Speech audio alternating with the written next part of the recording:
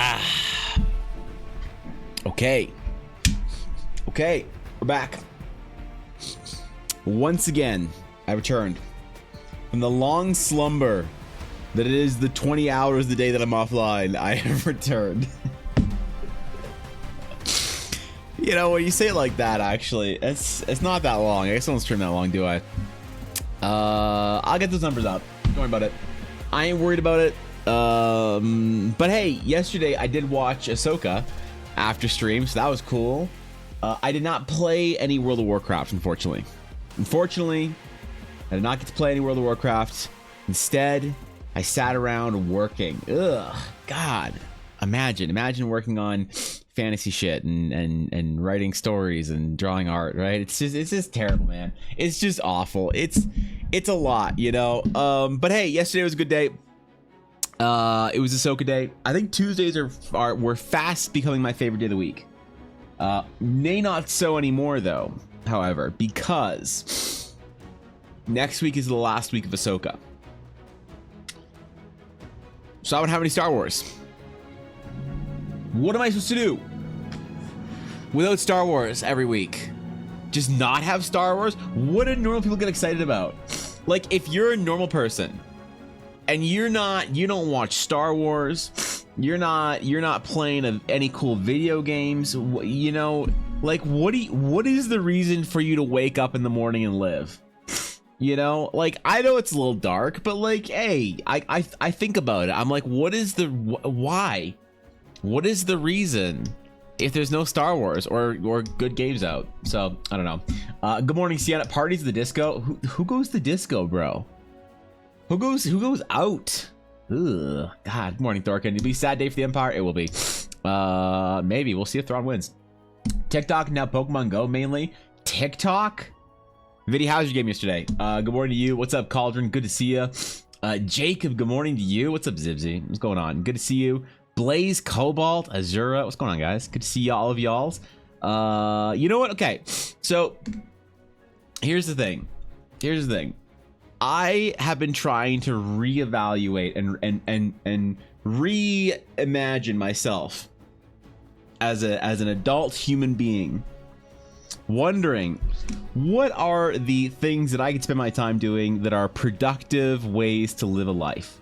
You know, what is the balance between work, self-improvement, and spending time doing bullshit? And I can't figure it out, man, because every time I look at games and stuff, I'm like, what is those games these days that feels like it's less of a boon to you as a human than it used to be? Because I feel like playing games used to feel like exploring stories and going through worlds and going on adventures, and now it feels like games are just like you're just kind of navigating minefields of microtransactions and monetization. It makes me wonder what, like, you know, how if I were to say only play games that I feel brought something to me as like a person, good, polished, complete games that are full experiences, that are, you know, not trying to steal my money, not trying to waste my time.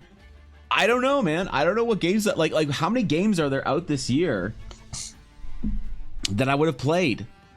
And to be honest, I don't know if Baldur's Gate would be one of them. You know, I know everybody loves to talk about how Larian's their darling, and I love Larian. Good for them. They're currently the champions.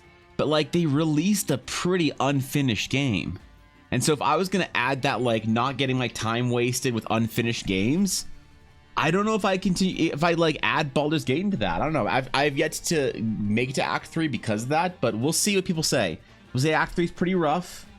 You know, I have no idea yet. So I'm a little worried about it. Jack's looking fire. Thank you, Viddy. Thank you. It is rather chilly today. So I'm staying warm, buddy. The session 0 went about as expected. We didn't actually finish, but we played some Hunt, Shadowrun, and Apex after, so it was pretty pog time. Okay. All right. That's not bad. I don't mind that. Session 0s, though. Session 0s for new systems are important, I feel like. Session 0 to figure out how the fuck to play a new system, you know. That's necessary. God knows I don't want to learn a new system. I mean, come on, man. Like, I do feel like I want to play this new Final Fantasy 14 TTRPG, but man, I think about like learning a whole new system. You gotta learn how to like Roll new dice? Who learns shit about new dice? Is your 5e? Bullshit. I thought you guys were playing a different system. I thought somebody said earlier on that like something about this system's gonna be or some shit. I think you guys were playing 5e. I mean, I to be fair, I had to ditch to stream, so I didn't catch the whole thing. But what's up, Gabby? What's going on? Also, learning 5e again, man. Bullshit. Fuck that stuff, man. I want to play 3.5 like a man. I want to play 3.5 where I can play an ogre, like an ogre samurai or some shit, like some real like mid 2000s loose anime inspired kind of like weeby fantasy from the 90s brought into the new millennium. That's what I want. I want 3.5 art. I want mediocre sketches. I want like Warcraft ripoff elements from like Warcraft 2. I want to go back to the days of old school fantasy. You know, that's what I want. So I don't know, man. I got to start a new D&D game soon. And I'm like, actually like, man, is anyone going to hate me if I don't play 5th edition? You know, like, is that going to maybe lose credit if everybody knows that I'm building a 5e campaign because everybody plays 5e, but I'm playing a 3.5 game? Because I feel like that would have me lose a little bit of credibility. But do I care? You know, I don't know, man. What's up, CJ? Session 0 is 100% for the content. From what I saw, it was pretty good. But again, I did ditch pretty early, so I don't know. I guess I gotta catch the rest of the VOD. Learning new system requires spoons I do not have at the moment. Yeah, I need like a tutorial video, like an explain to me like I'm bored, not explain to me like I'm 5. Explain to me like I'm bored of your shit already. How to play your system for most new systems. So I played Pathfinder 2e. Pathfinder 2e seems like a good time. I don't know if Pathfinder 2e is still in the same like spirit of Pathfinder 1, which is the spirit of 3.5. I don't know. I could be wrong. I haven't tried Pathfinder 2nd edition yet. Why? Because who the fuck has time for that bullshit? Learning Pathfinder 2nd edition, bro, I barely know how to like pronounce half the spells in Pathfinder 1st edition. 3.5, I'm so down. Dude, 3.5 was so good. Man, 3.5 was just so pure and clean. 3.5 is like the WoW classic of modern day retail World of Warcraft. It's the one with the spirit in it. But the thing is, unlike WoW Classic and WoW Retail, you can actually make new content for 3.5. So there it is, bro. I don't know, man. Fuck 'em. Maybe, yeah, I may be right, Zipsy. Maybe screw them. Screw it. The whole thing, burn it down. I don't care, man. I'll just play what I want. If people don't like it. That or I just don't play D&D, and I say that I play D&D, but I really don't have time to play D&D, so I just don't, man. Because honestly, I kind of want to play a D&D game that requires 0 prep. You know, like 0 prep. I want to see what it's like. Because I feel like if I start a new D&D game, it's like, oh, there's going to be art. There's going to be character art. There's going to be maps and tokens. And like part of like a D&D game with me is this like assumption that a lot of people make that there'll be all this stuff, all this shit like ready for the game. It's a super high polished, like high quality, high production experience, which sometimes it is. I like doing that. I like having like a dungeon where I blow my players away. But I'm thinking about doing something a little bit unorthodox here. Okay, if I want to run those high polished games, I'm considering this, and I want you guys to put yourself in your shoes as players and tell me how you'd feel if your DM said this to you. I want to play my D&D game more seasonally, or more based on like updates. So I want to have like a really high-end dope experience where I have art and assets and special tokens for all your player characters and your pets and your camp and the maps for the dungeon and all the monsters. I want to have magic item cards painted out, ready for you, just completely done, you know, and have everything you can imagine, music, all of it, the highest production value you could possibly have for a D&D game. But we play for 6 to 8 weeks 4 times a year. So you can look forward to it. You're like, bro, I can't wait for our game in November. We're gonna play from November, December, and so we're taking the rest of September and October off or something. My DM's in the tank. My DM's writing shit, drawing stuff, whatever. You know? Like, we're not playing for 4 or 5 weeks here, but like, that's okay, because you know that when you come back, the game is gonna be ready. I feel like that's unpopular. Like, everybody wants to play every week. They want something to do every Thursday night, because God help you, you hate your job, man. Your wife's mad at you. Your dog's a piece of shit. Your kids don't even know who you are. They much prefer your wife's boyfriend. They don't want anything to do with you. Your work sucks. Your boss hates you, but you can't quit because you're in so much student loan debt, and you want anything to pull you away from that shit. So you want D&D every week. I don't know, man. How would you feel? Sounds dope. That's the dream. You guys would be okay with that, really? That's mediocre art you can't make yourself, or you can only do supreme art. I am only mediocre art, Jacob. How much 5e have you played? A lot. Like, I've played 5e almost consistently since it came out, so that's been a lot of 5e. I introduced you to my D100 TTRPG. It's like D&D, but with gear upgrades and cool spell system. Can you give me 2 years to finish it? Yeah, just real quick. Playing existing 3.5 setting, Forgotten Realms, Eberron is like WoW Classic. Creating your own 3.5 world and running your own classic private server. Anything could happen. The bugs are part of it, though, Cobalt. You have pets in DMZ? You absolutely can. Ella, because Ella is my wife, I always have to have pets available in the D&D game. All right. Wife sounds nice. Yeah, even if she doesn't like you, man, it's better. It's better than no wife. I mean, come on. Isn't that the way it is? Wasn't that what they told us when we were kids? You know. Play for a couple months, then we stop for a month or 2. Yeah, I think I might do that. I think I might say to my players coming up here, we're gonna have our last session for a while. I think I might say the next week we play, hey, cool. So you guys, you've hit level 3, you've completed this leg of the journey, you've gotten this far. Congratulations. I'll see you all when I see you in a couple of weeks. You know, in like November, you'll hear from me in 4 to 8 weeks, and I'll tell you guys, I'll send the message and you'll know. I'll say, it's ready. And you'll be like, oh shit, the next leg of the campaign, it's ready. And there'll be maps, and there'll be tokens, and there'll be game pieces for you, and there'll be magic items, and there'll be cool adventures and stories and so much to do. And I think I'd rather change the way I run D&D like that, you know. But I don't know. I haven't talked about this with my players yet, so I don't know how they'd respond to it. I know Ella would prefer that, because Ella likes when I Ella likes watching me flex with my D&D and she really show off. And like do everything for the game, do the magic items, do the quests, do the everything, maps, whatever.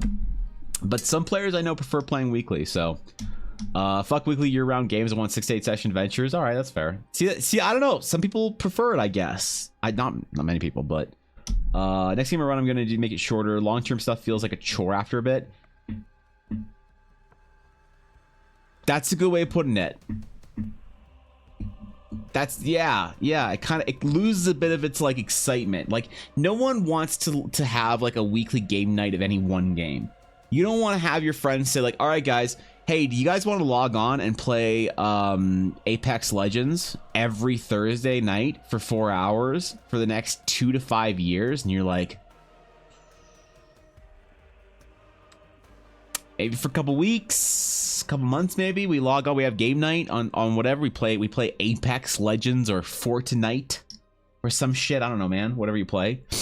And you're like, okay, you know, I can do this for like a couple weeks, but you have to commit to that for 4 months for 4 years. I don't know, that sounds like a lot. Short-term arcs and campaigns are the way to go now. 6 to 8 sessions, then break, going to the next arc sounds fantastic for GMs and players. Yeah, I think you're right. I think you're right, Viddy. I think that is the maybe the contemporary way of playing D&D. The idea of weekly sessions, part of it is also like, but back in the day, weekly sessions were the thing to do when you're running modules. You know, there was never this expectation that if you were running a homebrew that you played weekly. And suddenly there is, weirdly. Like, it happened in 5th edition. Specifically in 5th edition, you know? Is that so, a Vanbel stat? Well, I haven't shaved in a couple weeks, so I guess. What's going on, my bluff? Thank you for the 33 months! That's 3 years of 11 months each! Holy shit! The legendary art school Giga Chad. How's it going, McBluff? I saw your mock-up. Did approve. What's going on? How you doing, Azzy? I legit want to run my homebrew with all of that. I'm like genuinely so into the idea of making maps, 3D scenery, important person of interest, weapon cards, spell cards, creature cards. Yeah, dude, it's like, I think it'd be more satisfying for me as a DM to like run a game that I feel like is my absolute best. But in order to do that, I'm gonna need to take weeks off. You know? So I don't know. I feel like most people will be pretty okay with that, right? Like I don't know. I know my players get very disappointed if we can't play for a week. So I kind of am a little worried about dropping the news. We won't be playing for a couple of months, you know? Right? Like it seems like, I don't know, maybe I shouldn't worry about that. Maybe I should just roll it through, see what they say. What they say is what they say, and then I get to do a D&D game that I really, because we did that with my Star Wars D&D game. But my Star Wars D&D game was very interesting because we played often. Sometimes we didn't play for a couple weeks at a time when I was like prepping to do something, and everybody was excited about it. They weren't bummed that we weren't playing every week. They were excited that's like, oh my god, if we're not playing this week, that means Evan's got some crazy shit going on, you know. And I love that. I love the anticipation. But also my players are very good about like, when you're playing, that was a smaller game than I'm playing now. It was only 2 people, and the 2 of them together, they had a great sort of, they were players that understood the subtleties of what's going, like they could, how do I say this? There was like unspoken conversations with them. Like they knew when maybe it's better to stay in town this week. You know, they understood that. Yeah, you guys ever have that? Like they organically knew, like, okay, well, you know, I doubt that Evan has made the map for the thing we just decided we were gonna go do. So you know what? Let's find some other stuff to do in town. Hey, is there a casino nearby? Let's go gambling for the next 2 hours of D&D. And like they were good at that. They really understood. Like, okay, we're just fucking around in town for a little while, right? Yeah, all right, cool. We're doing some shopping. Let's go talk to the crew members. But also part of this is that I had a big extensive cast of NPCs, like a Mass Effect game, that you could go onto your ship and talk to. So they're like, I haven't talked to Kalek and Yame in a while. Let's go talk to Kalek and Yame and see what they're doing. And then they go do that, and they have an entire session of basically side story that they were okay pursuing because they knew that like this is kind of like a filler week. And so you could play D&D this week, but like they had this understanding that if you're going to play this week, you're kind of playing filler, you know? And that's one thing that makes for some of the best players who are the best at D&D to play with as a DM, is players that understand that how the flow and cadence of a game sort of works, so that you're not sitting there feeling like I need to provide this big massive adventure every single week to my players. And if your players do kind of expect that, which is fine, some players do, it's like, hey man, if I'm playing D&D, I want to be wowed and I want crazy shit to be happening. I want there to be lightsabers and fucking dragons and Cheetos dust covered vampires coming out of, you know, wells of spring fucking dragon water or some shit. You're like, that's a lot, man. That's fine, but then you're not going to play for 3 weeks because I got to make that map, you know? So it's just my homebrew set in ancient Greece and revolves around kidnapping and Persephone myth. That sounds cool, actually. I don't know. I really like ancient world homebrews. You see, the real people actually play D&D. It's like all made up TV, internet show acting. It's a real game, living, breathing people play. Not where you live, unfortunately, Blaze. No, nobody plays D&D where you are. There's just corn and horse girls. That's it. There's corns and stables. That's all you got, man. I'm sorry. That's as far as the eye can see. So my bad. It's been a whole last hour since I dropped the stream. It's been so busy, bro. It's okay. We're all busy in life. We're busy. We're busy, but Vinny never forgets face. Sandboxes are fun to run, like hex crawls, and you play in the same world. Each session turns out to be a new adventure. At the same time, it allows you to have some overarching world situation going on. And all short adventures impact the world in future adventures. And you know, I think like, I think that's a good way of running like large long-term games now. You know, it's like you have small digestible adventures and plots that have like this overarching story, because it depends on the players you have though. I think I have had players, what's up Venus, what's going on? I've had players that remember everything, every NPC, every conversation, every item they got, every, you know, they're the kind of players that write down like that they have a diamond worth 50 gold. They'll write down that I got from a goblin, you know, cave, and it was covered in dirt that I had to clean off in the river or whatever. They will remember everything, and you can go super deep. You can go like on a Brandon Sanderson novel introduction level plot, and they're right there with you. But most players, I feel like, are more like, hey, shit, if it's not like happening fairly often and recently and whatever, I don't know what's going on. And that fucking sucks. And it's like, how do you then tell a character story in a large plot and individual adventure stories with the getting the weight and benefit of a large, like huge plot adventure story, but with the sort of the digestibility of like a small adventure? You know, I don't know, it's hard, but I definitely think that there's a mid ground and for that will fit most players into it. Busy, thank you for the gift of sub to Venus. Thank you for saving Venus for Ad Hell. Venus, you've now been subbed for 30 months. That's impressive. Like, honestly, I'm just impressed at this point that you managed to get 30 months out of the rest of the guild. That's actually impressive. Like, thank you, Busy. That's taking care of you this month. I appreciate that. This whole idea that players would be disgraced heroes that Demeter calls upon, save Persephone, and get redeemed, to find a way into the underworld, and the adventure is going to the underworld, but on the way they have mini quests that relate to other myths. That's pretty cool. Like the Arachne and Artemis, Oedipus, sure, those things, great. Yeah, no, that sounds sick.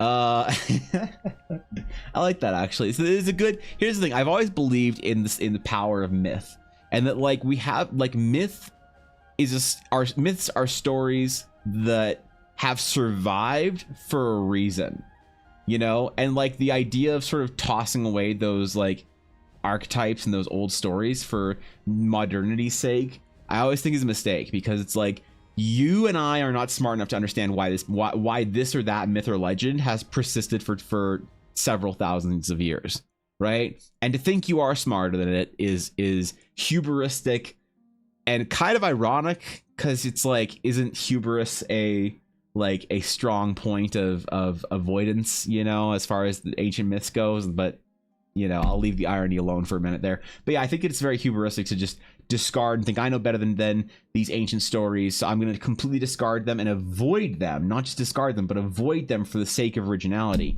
And it's like, what does originality look like, you know, while still in this framework? I think that's where really interesting stories happen. But sorry, I love all the other gifties. Want to give back some? No, Venus, I'm actually saying that it's actually fantastic. Like, I'm so proud of our guild. I'm legitimately so proud of our guild that somehow you've managed to be subbed for almost every month that I've been streaming. You know, that you've been here at the very least. You've definitely been here or every month you've been here, you've been subbed. And like, I'm legitimately impressed and proud of it. I'm proud of people taking care of other people. You know, there's this really weird culture in our guild about making sure everybody feels included, and people who are here often, you know, get subs gifted by other members, and that's pretty cool to me, honestly. So I'm legitimately happy to see, you know, that you've got 30 months of subs gifted to you. So that's all good. Anyway, yeah. So I think I'm gonna do that. I'm gonna say to my players, hey,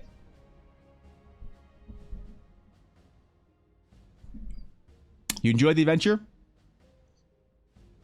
Good. You want the next adventure?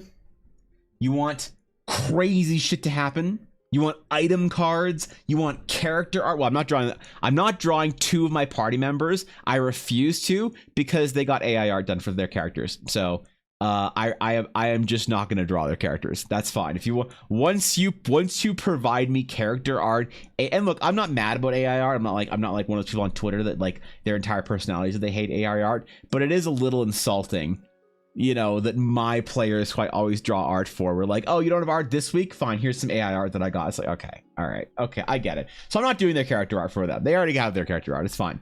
But it's like, hey, you want art for your characters? You want tokens? You want crazy shit ready for the next leg of the adventure? You want airships and tables and custom monsters and all this shit? Great. You're gonna wait 2 months for it, and we'll see how they feel. We'll see. I'll let you guys know, because I don't think I played with them this week. Do I? No, I played with them last week. Yeah, because my next game is on October something or another. Yeah. So okay, so I played with them last week. And I might invite some other people for that and have a little bit of a larger game and have like, you know, have a couple other people in there. I don't know, some of the other people that I play D&D with. I might try and like merge some of these groups slowly grow the group as time goes on, and just pick my friends into it one player or another, you know. Dude, I'm trying entities, bro. First of all, thank you for the sub. That's a lot. Thank you, dude. I'm humbled and honored that you chose sub to the stream. Thank you, dude. And that's part of it, honestly, entities, is that if I have more time to build stuff for these games, then I can write the modules for them easier.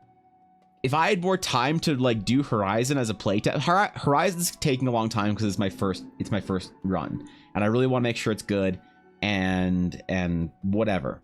But the idea is also that in producing all this writing and all of this story and all these assets, like I don't think that I will necessarily, and I'm using the word sell here loosely because sell is not something I'm trying to imply, but I mean sell the idea of, to convince people that they might want to play like an Eldar module. So I think I want to release them to just subs for now anyway, until it's like a much bigger endeavor. Horizon at the very least will be free to everyone who's here. But I'll like able to like sell the idea of like, hey, you should play this module on not the story, not that kind of stuff, hopefully, but hopefully it's the world and the art and the high production value. So if you want to provide your players with this like this pizza of amazing production D&D with all the beautiful toppings of art and, you know, everything else you can expect, I think that's what I can do. So if I took more time to like less time to actually sit down and play D&D and more time to actually plan and prep, I think I could actually then do modules. So debating some Zeus, considering the fuckery commits everywhere. That's, see, I'm not that versed on Greek myth, but that all sounds fucking wicked. Like I'm down. I like ancient world inspired D&D as much as I love the sort of the pseudo Renaissance Dark Ages D&D. So like AI art could have been a tool to get stuff done faster and cooperate with artists, but now it's become a tool to replace us in some ways. Yeah, I mean, like I said, I'm not mad about AI art because I think that the only artists that should really be scared of AI art right now are artists that don't have a presence, a personality, or like if you're an artist but your function is that you're a cog in like a production, that's fine. As long if the production's big enough, you're safe. AI art will not replace artists at big major game studios or large film productions. It won't, because they can't get the licensing for it, and it'd be a problem. Once you're talking about the 7-figure projects, it's not going to happen. AI art will replace Fiverr artists first. And if you're not a Fiverr artist, if you're an artist that has a personality or a presence or a forward-facing brand, you're not at risk. So I'm not worried about AI art, I guess, and I'm not mad about it either. But it is just kind of funny that it's like my players would bring me character art that's generated and expect me to to like then do art for them later. Like, fuck off. But it's fine. I'm gonna need you to take your pencil and fill the numbers in the character sheet and make sure the character's filled out. And I need you to draw your character's personality, so you're ready for Snap RP. See, Ashy, I'm ready. Here's the thing: if I'm taking time off to build D&D games, I might also have time to play D&D games. That's part of this. If I play for only 6 months of the year, or let's say 4 months of the year, for 8 weeks at a time, 4 times a year. If I only play for 4 months of the year, then I have a whole bunch of months to play some games, to do some degenerate RP, to post on ERP forums with Discord channels that are probably getting debated. But hey, listen, that's what you do. As an aid tool, AI can be fun and useful. I think it is useful as a tool. Love DD pizza. I know exactly. It's the only food you need when you play DD. Unfortunately, I can't eat DD pizza right now, which is a travesty to me, because I miss having DD and pizza drastically more than any other food right now, Guapo. So soon though, hopefully. Got history test tomorrow. I've been just drawing in class. Venus, you got to pay attention. Listen, Venus, I don't want to be a negative influence on you. I don't want to tell you that your grades don't matter because you're going to art school. Anyway, would you ever consider running a live show D&D game in your campaign? I can see it being pretty fun, though I don't get why people don't. I myself enjoy the privacy of home games. So I wouldn't be able to run a live play game with my players. With my current D&D game, I wouldn't be able to do it with them. Ella, totally fine. She would be perfect. She would work. Ella's great. Dashto, I don't know. I think he'd probably do fine as well. But some of the other players that we have in our group, they either don't have the audio for it, or like one of my players is very famous and well known in the esports scene, and because of that, she's very private. So like I wouldn't even ask her to like play on a Twitch game, basically. And then another one of our players, I think he's too shy maybe to play in front of people that he doesn't know. So it's like there's a difference between taking like a bunch of people who are like entertainers, like streamers or whatever, who are used to this and playing a live play game, and then just taking your D&D group at home playing a live play game. And I wouldn't be able to take that group and play a live play game with them. So I'd have to and want to at some point in time run a game with, you know, streamer friends of mine. So and there's a couple people who've like expressed interest in doing so. And I don't know, things are on their way. Things are happening, man. You know, things are happening. Can I try sculpture, but there's no option for that near me. Sculpture is a great way to learn how to understand fundamentals of light, Venus. I recommend you go grab some clay from Michael's or whatever the scuffed European version of our big box stores are. You know, some little mom and pop shop with soul in it or something disgusting like that. Go find some cheap ass clay and just start putzing around with it. 4 months D&D, 7 months procrastinating, 2 weeks stress, 2 weeks making art for D&D games. No, I would be on top of it the entire time, Jacob. I would be ready. All right. Once the schedule stabilizes, I'm gonna get her sorted, and once she's sorted, I'm gonna organize a table. Look, dude. I kind of wanted to be there just to see Owner's first time playing D&D, you know? I'm just sitting around for 3 years to get a certification right now. Look, like I said, I'm not going to tell you to abandon your studies because you're going to art school. I would never say that. That would be irresponsible of me, okay? Personally, I made that choice. And you know what, Venus? I kind of regret it. Because now that I haven't really talked about this much, but I said a couple of months ago that I was pursuing, by hopefully in the next decade, a degree in a certain scientific field, you know, as sort of a hobby, a passion project. Is something I never really got to indulge that much in, and like a formal education is sort of the way I want to go about it. And so, you know, I regret that I didn't pay more attention and didn't get better grades in school. All right. Do I really regret it? I don't know. I got a lot of loot in World of Warcraft. I had a lot of fun, man, in high school. So, you know. Dashko is the outgoing jokester who draws the crowd. If Dashko says more than 5 words in our D&D game, I ask him what's wrong. So, no, Dashko is a very... So Dashto is very interesting. He's a paradox of a player. Dashto is more outgoing the less people there are. in a D&D game. It's very interesting. I played with a couple players like him in the past. It's like very active, outgoing players that like slowly recede back to like give room or whatever for other players or whatever it is as the group like gets larger, but as the group shrinks, they'll become more active. It's really cool to watch, actually. Yes. Today we are full Slav mode, Aduria. I feel like I needed to be more relatable to Venus, so I thought I'd wear some Adidas today. So, my grades are fine. It's been bored out of my mind. But don't worry about it, Venus. You're doing fine. Makes sense. I know people like that. Yeah, there's a lot of people I've played with, like a couple people I played with like that. A couple people I played with that get more energetic the more people there are in a group. It's really about finding a group that balances, I guess. You know, actually like that too. Really.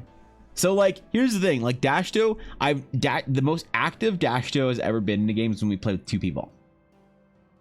And then as groups get larger, Dashto like pulls more as a side character, which is really cool because he's a really good supporting character, like side character when we play. So I don't know. It's very interesting to watch. I guess I don't know if it's a matter of like I don't know. I'd have to ask a player who's like that if it's a matter of like social anxiety or if it's a matter of wanting to sort of step back and watch the other players, or like I guess people have different reasons for it. But I think for the most part it's a for at least 2 players that I've played with, it's always been like a matter of highlighting those around them, you know, which is really cool to watch, like I said.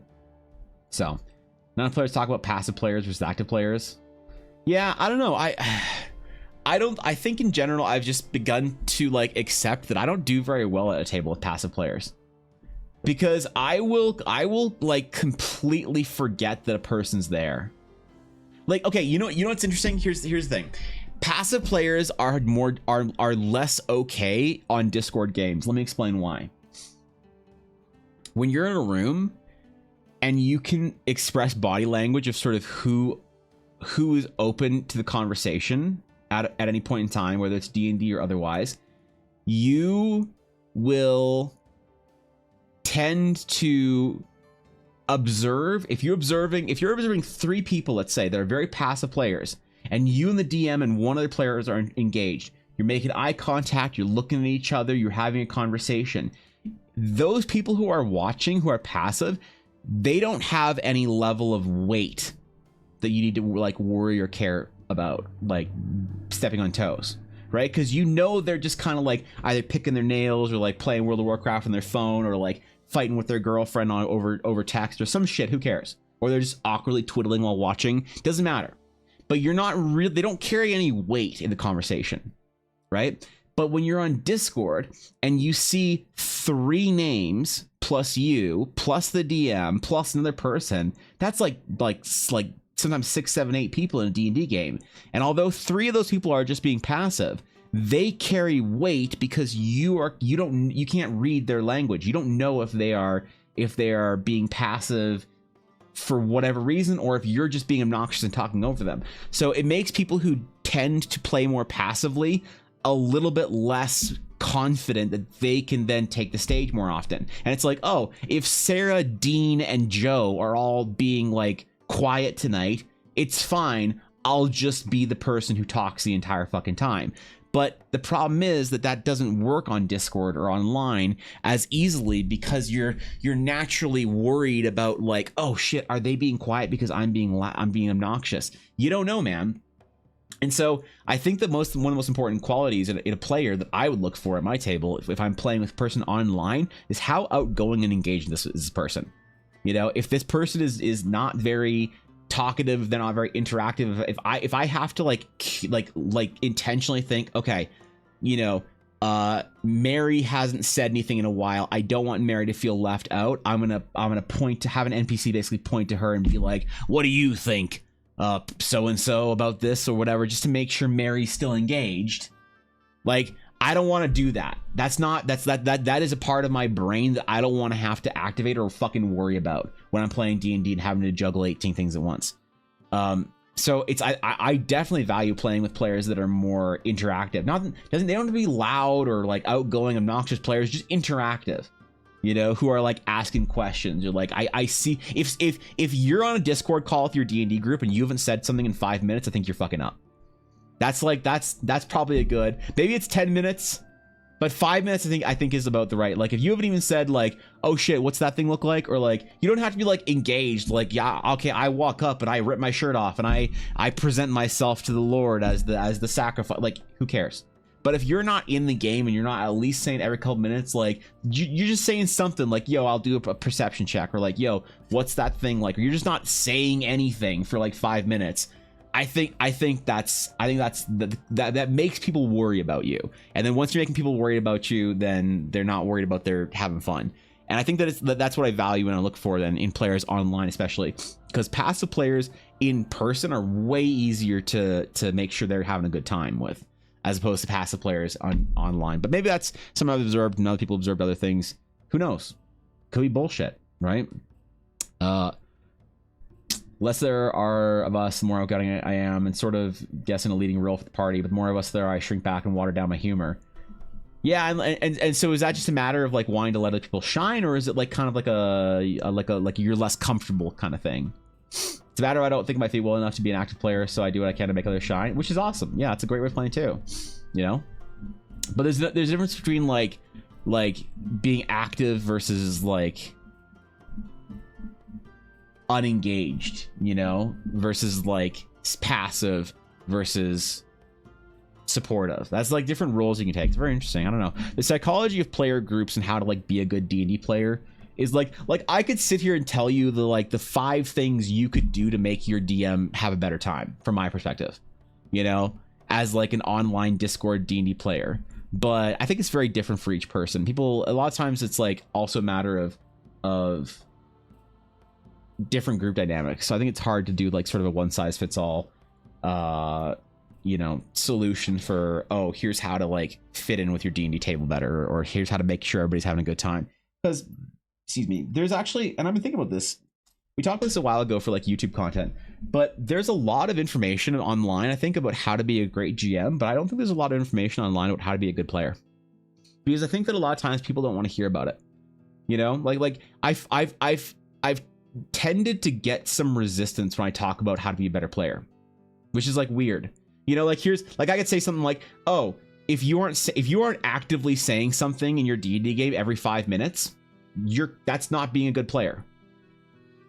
You know, if I make a YouTube video and say that as a short, I'm gonna get comments, people being like, oh, that's not true, I can just sit back, I want to enjoy my other players, I don't want to step in, I don't want blah, blah, blah, blah, like all these excuses, you know. But at the end of the day, it's like, okay, fine, man, whatever then. I guess you didn't want to hear a way you can improve at your D&D table to make sure everybody's having a good time or whatever. But I think that'd be very interesting to explore, like how to give practical advice to players, especially newer players, on how to be a better player, you know, because the idea of how to be a good or bad player, it's like very personal to a lot of people. But I think there are things you can definitely do as a player to make sure everybody in the group is having fun. It's not just the DM's job to make sure everybody's having fun. It's your job when you're sitting at the table to make sure every other person at the table is having fun. It's a collective responsibility.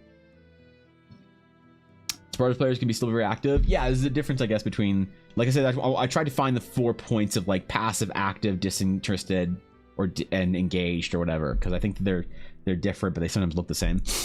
We're being obnoxious in person and online for TTRPGs, just hanging out.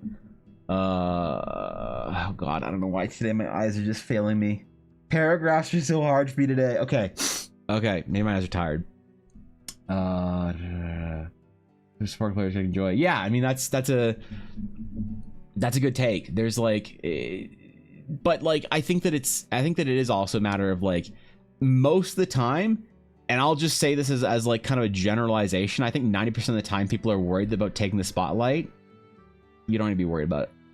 90% of the time you're worried about being the person that's doing too much. You probably aren't, and you're probably okay to be doing more, you know. After finishing the campaign, it was over 2 years and kind of over the whole, oh shit, chat scroll with me, Guapo, I'm sorry. Table dynamic and hand ringing. I need a break from it all. What do you mean specifically? I need some expansion here. I'm a little confused. Bit of both. Sometimes it's gonna be loud and obnoxious. Gifted gab kind of thing. I took a lead for the Curse of Strahd campaign. Yeah, I mean, being able to do both is a mark of a great player, I think. True, people don't like the idea of having to improve yourself as a player. Yeah, because who wants to, you know? If I had to guess widely, it's because a lot of people enjoy the fantasy of one day DMing and researching how it feels, or how it feels productive while some people are already players, so telling them how to get good makes them feel like they're currently bad. That's a good point. Yeah, a lot of people I think don't differentiate between how to improve at something and or like that there's room to improvement without necessarily being bad. And I wonder if that's a cultural thing, I think, Ashi. I think that's a big cultural thing where we don't have a culture of improving. Like, you know, I never really liked being like hearing you're perfect the way you are. Like as an artist or a person. You know, I don't like being around people like that who say, Evan, you're a great artist now. You're perfect the way you are. I'm just like, no, I'm not. I'm fucking trash compared to who I could be. There's a difference between saying that I'm trash and I'm irredeemable and whatever. And so I appreciate people say like, hey, you're a great artist right now. And I think you should be proud of that. And you should be proud of your accomplishments as an artist or a person or whatever. But there's so much more greatness that you should pursue. And I like that, you know, but I think in general, we just as a society don't like to hear that. For some reason, we just like to sort of pat each other in the back and say, you know, oh, you're doing fine the way you are. It's like, no, you're not. You're lazy and you need to lose some weight, and you probably need to be a better, you know, son or brother or you know, parent, and you could probably do better with your friends, and there's probably more you could do at your job. And it's like, I don't know, man, like it doesn't need to be this like thing that tears people down, but I just don't like that idea of like, oh, if I'm not a perfect player playing perfectly, that I must be the worst. It's like, no, there's not. Just because there's room to improve doesn't mean you're bad. It's like, it's not a binary. It's not either you're a good player or a bad player. You're a fine player improving, and there's nothing wrong with that. You know, people, it's like DMs have that though. DMs are okay with that for some reason. And why is that? Why are DMs okay with saying, I'm a fine DM, but here's the things I can do to improve, and that's what I want to learn how to improve and be a better DM. But players in general aren't okay with it. Players is more binary. Like, if I'm not a good player, I must be a bad player.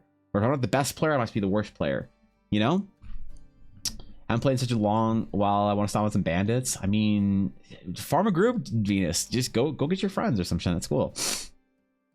Watsy and Warhammer have both commented on the fact that most players of their sales are hyper casual audience who rarely, if ever, play the game. That's interesting, actually. Yeah, I didn't think about that for Warhammer as well, but I think you're right. That's I mean, well, obviously you're right. So they don't care about the competitive scene. Okay, that's fair. It's hard for players to read the books to begin with. Getting them to watch videos probably be close to being as difficult. Well, you're right about that if you're trying to get them to watch it.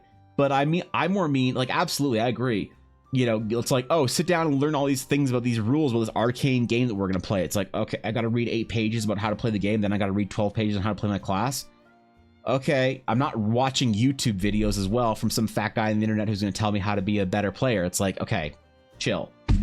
But I mean, I'm talking about people who are like interested in that kind of content. There's a lot of people are very interested in how to be a better DM. But like, not a lot of people are very interested. They don't seek that how to be a better player kind of information out. I don't know. That's interesting. I've seen sometimes that players that seems to be anxiety over table dynamics, and I just want to play sometimes. Worrying about it creates anxiety about it, and it just starts spiraling. Okay, that's fair. Yeah, I think that makes sense then, I guess. Yeah. When you're worried more about the social aspect of D&D and you're not playing the game, that's distracting, right? That's what I mean as a DM too. I don't want to have to worry about so and so has been quiet for the last 10 minutes. I haven't seen them light up on Discord once. Okay, I gotta make sure they feel included. Like they need a fucking hand reached out. I don't know if they're just chilling playing World of Warcraft in the background, or if they're actually just waiting desperately for someone to grab them, pull them into the game. It's like, I don't have to worry about that, man. I want to know that you're good. You're good on your own, doing whatever. You know? That's 100%. I feel that. Well, I know why DMs do that. Stress out over improving sometimes.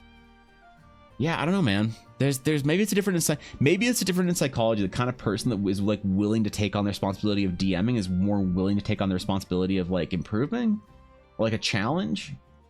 That's probably too deep into the psychology of it for me, but maybe there's something there. I don't know. I don't pretend to be smart. Do I have friends at school? My friends are all abroad. Damn. Start playing Discord D&D with them. Like the rest of us, Venus, who don't have friends where we live. I think Kobo said something like 30% of his How to Run the Game audience never even played D&D, and despite being a 100-episode series of how to play D&D. Really? That's interesting. I could see players learning, like watching how to be a great DM or how to run a game or how to be a good whatever. I can see players watching that for DM content, especially because players like to think people like to think they're very intelligent. So you want to watch like, yes, I understand how to be a good DM now. I will evaluate my DM's DMing. It's like, okay, chill. But that's interesting to hear people who haven't even played D&D are watching those videos. That's really cool, actually. I'd be very curious to ask somebody like that why, you know?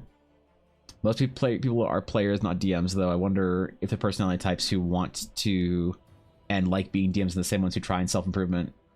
But that sounds a little, I don't know. I don't like the way that sounds for some reason, you know? Yeah, the level of investment might be it. Maybe content geared towards DMs to help them work with their players would work. Yeah, I mean, I think you're right, but I wonder, like, the thing is sometimes you need a message directed at a player. So you can do like, here as a GM, here's how you can engage your players more. But then sometimes you need to look at the player and be like, you need to engage more, right? You know, like, I don't know, it's complicated.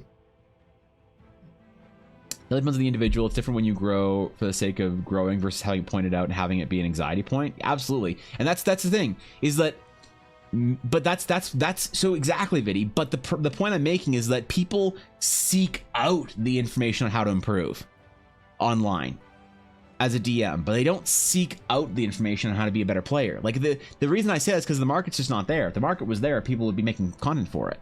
You know, absolutely, I don't mean that people want, and like nobody wants to be pointed at and said you're doing something wrong. It's like not even DMs want that. Like there's plenty of DMs that have never watched a fucking video on how to be improved as a DM. Because they're like, fuck you. I don't need some fat weirdo on the internet in his fucking, you know, office with his stupid hat on to tell me I'm not being a good enough DM. Like, screw you, idiot. I'll do my own thing. It's perfect. Fine. Go enjoy your game. You're a boss. Let's see it. But people seeking that kind of information out, you know, I think there's a big difference there as far as like, I think it removes some of that finger pointing and accusational sort of like, you know, tone. But maybe I'm wrong. I don't know, man. It stresses the player because half the ideas I want to do are chaotic AF. And I like to troll, but I get the feeling like my players get annoyed or tired, so I want to water down the humor. That's fair. I mean, I think that it's good to know your group, but I don't know, man. I wonder what a series would look like if I were to like produce like a couple of shorts or whatever of like practical advice for players. I wonder what kind of reception that would get, right? Like how people would receive it or treat it or whatever, or if there's if there is a not a necessarily, well, maybe a market's a good idea or a good word for this idea, like a small market of people who are like waiting and like want to know. They're like, I want to figure out how to be a better player, man, but nobody's making content about it. I want to be the best player I can be. Maybe honestly some of it is the perception that players, that being a good player, you don't have control of the quality of your game as a player, that it's all based on the DM. The DM, a good or bad game is dependent on a good or bad DM.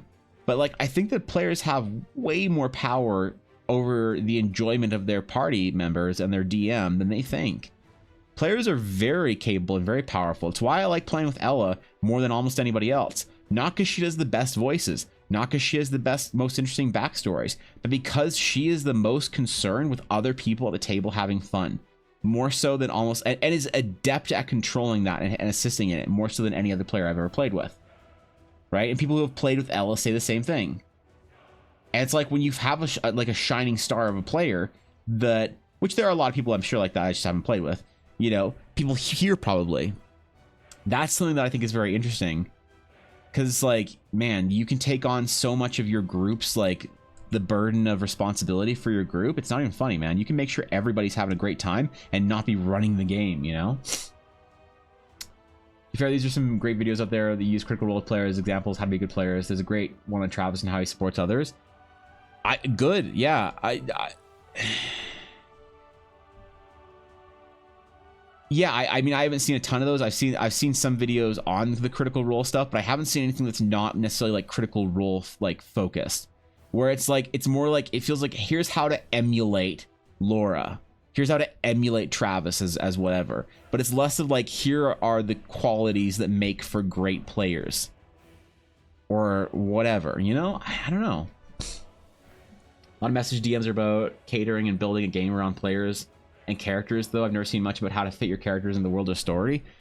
Do you think that there's a general desire from, like, actually, here's a question. Do you think there's a culture or an idea in general of players, like, I don't want to, let's use an uncomfortable word here, or like maybe a not quite true word here, just for the sake of whatever, but like a selfishness to players RP, where it's like players think that the game, the reason they're playing the game and the only thing that's important is their ability to have fun and tell their story. Because there used to be this like strong reverence for the DM's plot. Like, how do I fit my character into the DM's story? The DM is trying to write a grand story that we can all tell our stories within. How do I make sure that my character helps, not only has an interesting story to tell, but also helps the DM tell their story? Because a good DM is, I promise you, thinking about how to help have their story help the players tell theirs. You know, but you're right. I don't see many people talking about the reverse. Do you think it's a cultural thing? Like, generally people in modern D&D just feel like it's a very, like, and again, I don't like using the word selfish, but I think you understand. We all understand what I'm trying to say, even if the word isn't super efficient. You know, I'm not trying to be like rude when I use the word selfish or like, you know, morally judgmental on a person. But, you know, I don't know what a better word to use that would be. The VTA books are written to DMs because players don't read. That might be a good resource for kind of content. That's yeah, I think you're right, Ludotech. I do definitely see your point about how there's not a lot of reach or content improving player. Believe me, I've tried to find stuff and it's scarce, right? Like I'm very interested in that kind of content. I don't see it very often because, like, I'm very interested in the messaging vidi. Like, what is a brand new player who's never played D&D that sits down, decides they want to try for the first time, and decides to go on YouTube to learn a little bit about it? What kind of information is that player getting? You know, that's the thing that I'm very interested in. A lot of horror stories, but TTRPGs are around problem players or DMs. Functionally, it only takes a bad person or group to ruin the fun. Yeah, absolutely. I understand. All I can do is emulate others. People can be original. You can use the word selfish, but I want to use. I'm trying to use the word like as a word that implies a self-centeredness that doesn't imply a morality. So I think when you say that a player is playing very selfishly, it's like, okay, well, that makes that person sound like an asshole.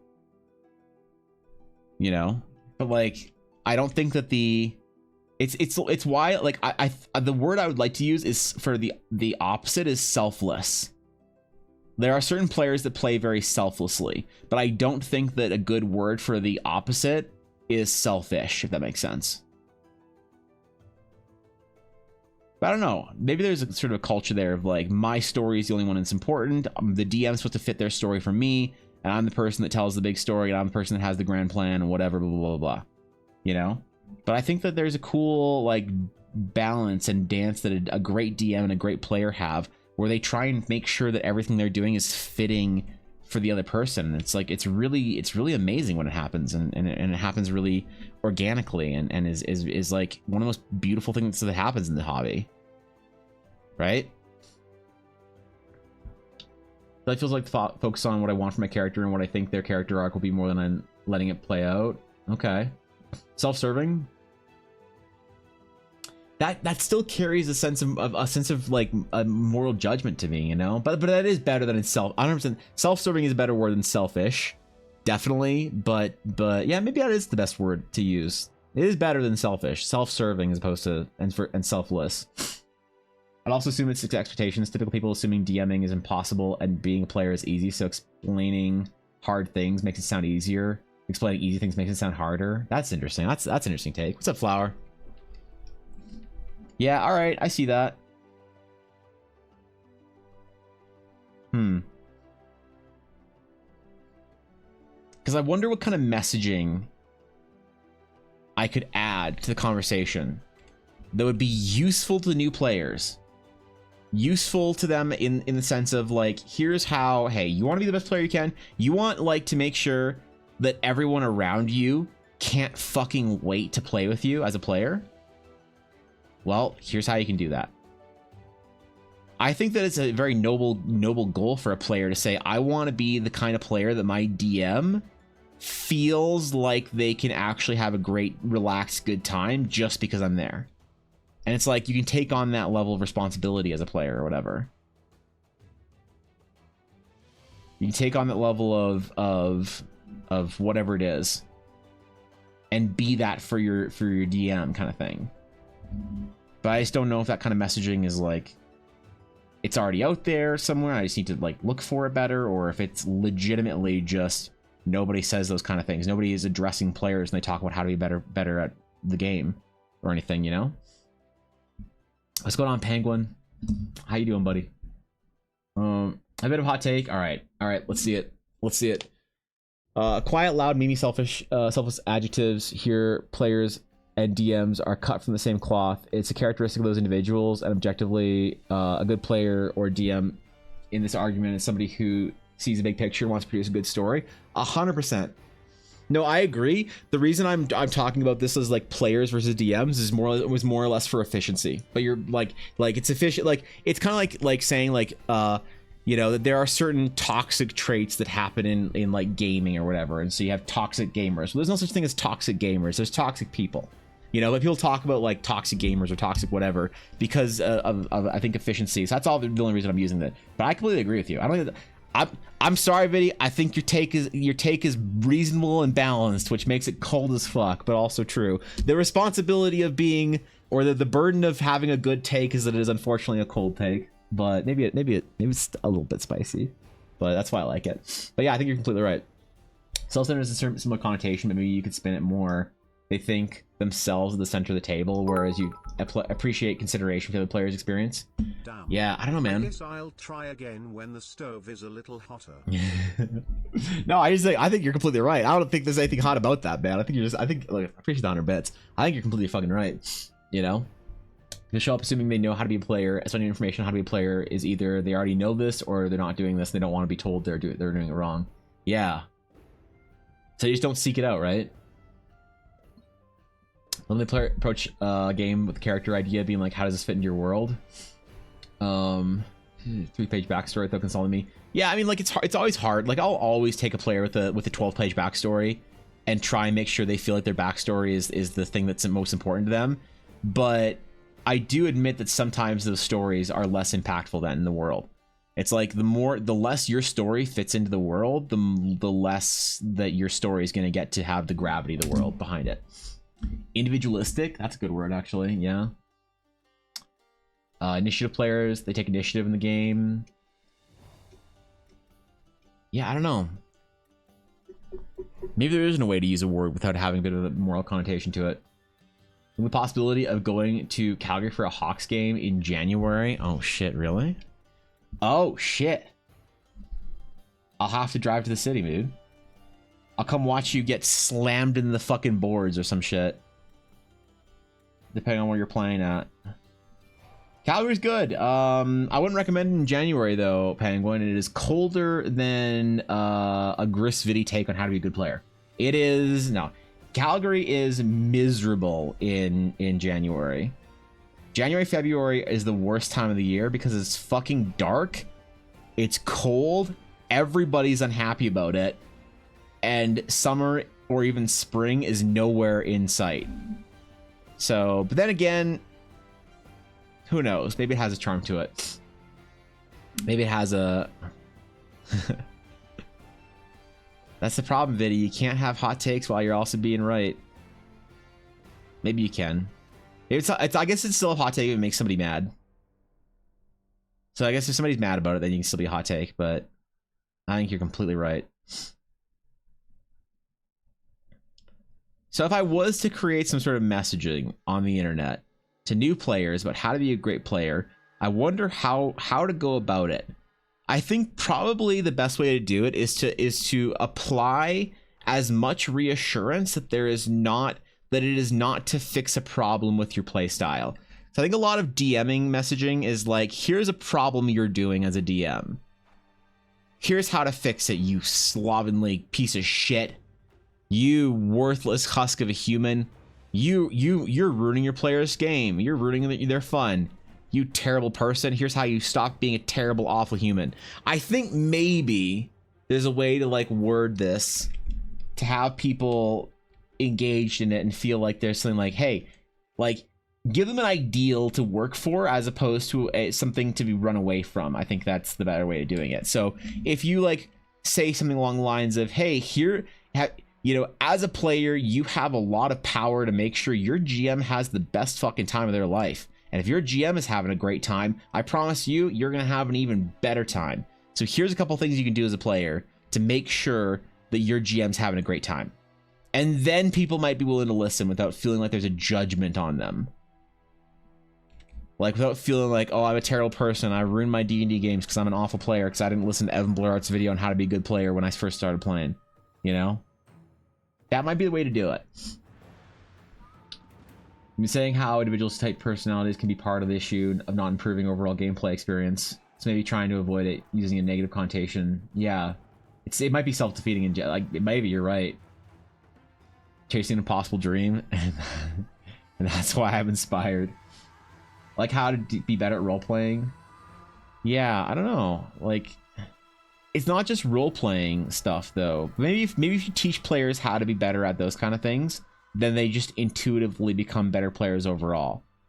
Like, I could record an entire video on how to be a great supporting player for your GM. Message to players, you are a team. But your character is expendable. Adventurers are a dime a dozen. If you don't like your character, who would? Exactly.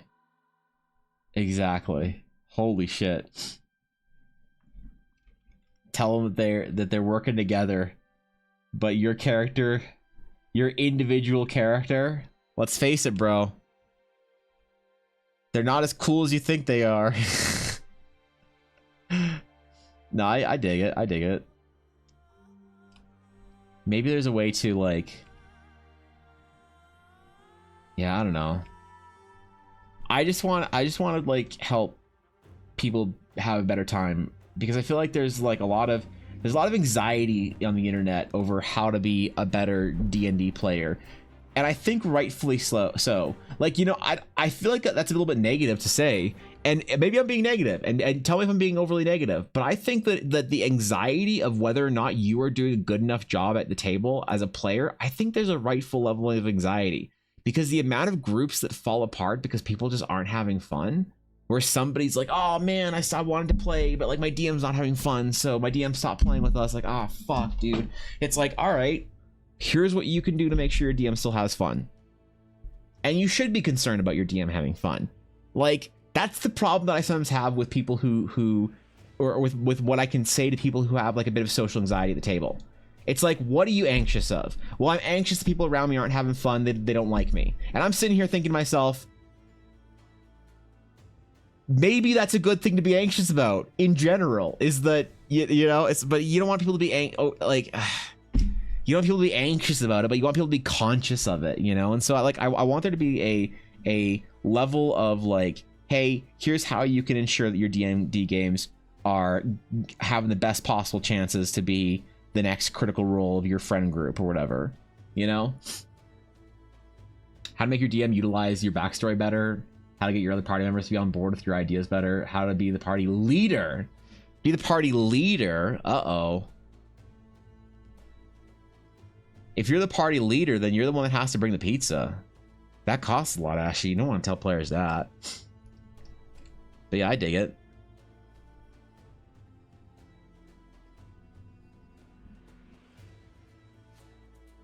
You know, I really want more people to play D&D, and I want to see groups also, like, rather than just getting people into D&D, I find a lot of people get like out of D&D. And that's like, you know, I think that's like when you look at it as like an MMO or something, right? It's like new players are very important, but player retention is equally as important. And I feel like nobody talks about player retention. And that's what I'm trying to, I guess, do when I think about this. You were to state one time, what was it, the Olympics? Wait, to what state? Look, we're doing our best out here, okay? Coach said I was special. You gotta click the thumbnail though with something like, you're not playing your TTRPG character right. Yeah, I guess. Me with a pog face. Getting spicy, gonna tone down. No, I like it. I like it, Vinny. Come on. Dude, this is the only place in D&D Twitch where you're allowed to be an asshole. Come on. Everyone on D&D Twitch is so concerned with how everyone around them feels. You're allowed to be a little bit of an asshole in my chat. Okay? Why do you think Ashley's here so often?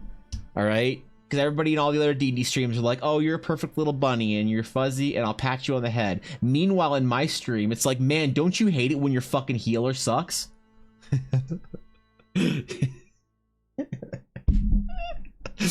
Shit, I want to be the Asmongold in D&D category. Fuck. Or you bury the lead, how to be the best edgelord of your D&D table, and you put the obvious advice in there so players go, yeah, obviously, even if they hadn't realized it. Maybe don't try and force them, babysit your character. That's true. Here's the best way to get somebody to learn something is to make sure they think that they are the ones that discovered the idea. Whether that's teaching a concept or teaching an idea.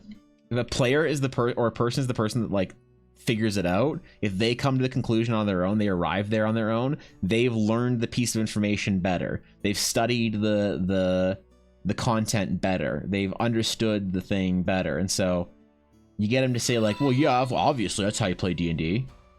It's like, uh-huh, exactly. Yeah, you already knew this, man. You're a great player. You knew this from the beginning. Thank you, Darkstrider, for the follow. Darkstrider 40k. Oh shit, I like that. Thank you for the follow, dude. I appreciate it. Welcome. Welcome, my friend. Here's how to be a toxic gamer at your table. How to be a better toxic healer. How to never have players who die in your group ever blame you for it. There you go. We lurking? All right, my friend. I appreciate you. By the way, I found my Patreon packages. My grandma was grabbing them due to a misunderstanding. Love the Cal hat one. The QR code was a great idea. Thank you, dude. Did it work for you? You scan that shit and you're like, oh, damn, World Anvil. Positive to the DD Twitch community? Never? Yeah, it's a little annoying, bro. Come on, man. People are too positive in D&D Twitch. We need a little bit of grittiness in it. We need some MMO players to start playing D&D. That's what we need.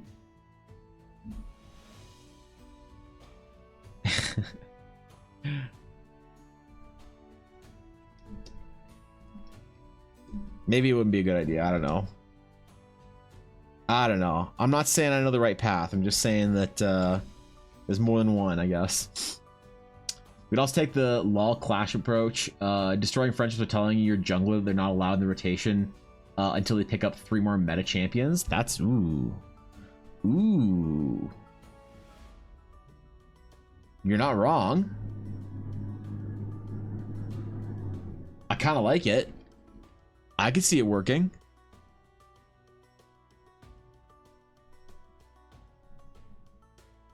That's a good point, dude.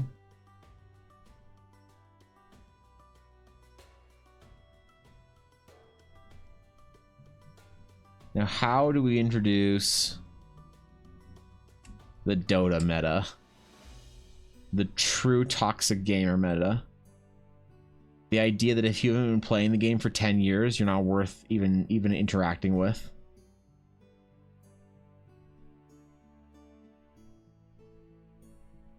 There we go. At least League players are a little chill. They're more concerned about their weeb or furry character than they are the actual game, so. Which is fine, man. Like, that's okay. And I love them for it.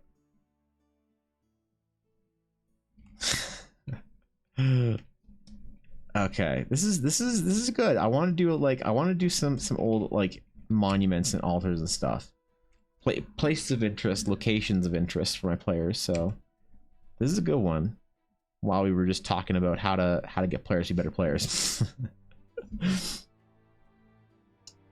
I love Clash. We should do a Dragon's Claim Clash team. Should we? Is everyone gonna be there at the end, or is everyone just gonna like rage quit? You played Star Wars Shatterpoint. Seems kind of cool, but I want to hear some word of mouth first. Is Shatterpoint the Fantasy Flight shit, or hold on? Star Wars Shatterpoint. Oh, no. This is the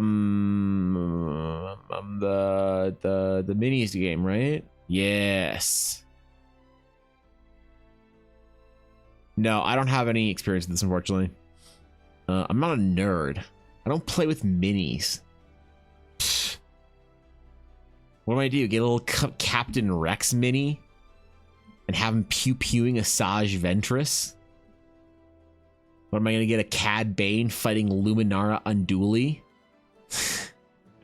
This looks cool. I like this. No, I haven't played Shadowpoint before. No experience, unfortunately. This looks cool though.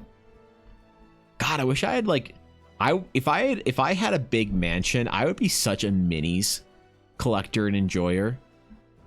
I'd have like, you know, like the armchair 40k players that buy an entire, they buy $6,000 of like of an army, and they buy the like Forge World sets and all that shit, but they put it behind glass and never take it out because they don't want to bother taking it out and having to put it all back and stuff. Just play a game. That's what I would be. I'd play. I would quotes play so many minis games and just have them in a display case that I never touch. Go out and min-maxing. Jerry, go do some improv classes and work on your yes-anding. Uh-oh. Uh-oh. We're setting our players to improv classes now? Oh no, it's like it would actually be better improvisational players. Uh-oh, we can't have that. I make a character that can do everything the rest of your party doesn't, but then you rug them and tell them how to uplift others in RP? Yeah. Just completely change it. Hey guys, are you tired of being a loser? Are you tired of your character being basically a washed up loser? Are you tired of your character being a reflection of your grades in school? Are you tired of being a character that your character's parents wouldn't even like? Hell, you used to do that in real life. Your dad won't acknowledge you. Will your character's dad acknowledge them? Here's how to do it. And then you talk to them about how to be an uplifting, engaged player that makes sure everybody else is having fun first. And if you play in a group where everybody else is making sure that everyone else is having fun first, then everybody somehow has fun. It's crazy, dude. You just need a little bit of toxicity in there to start, you know, just a little sprinkle. Be awesome. If you want toxic, you could model your healer off the healthcare system and say free healing only covers slashing, bludgeoning, and piercing damage. Anything magical starts at 5 GP per heal. Healing potions are like 20 GP per like, you know, 3/4 of a potion. You have to buy 2 full potions to actually heal anything. Then you're stuck with other potions, except potions expire. And then what do you do with that? Use it again? Nope. Yeah, you're right. You're right. Listen, these are great ideas. These are great ideas, all right?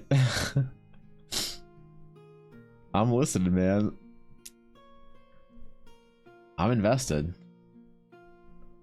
I'm out here trying to build Astral Sages when I should be just trying to get players more invested in our games, more realism.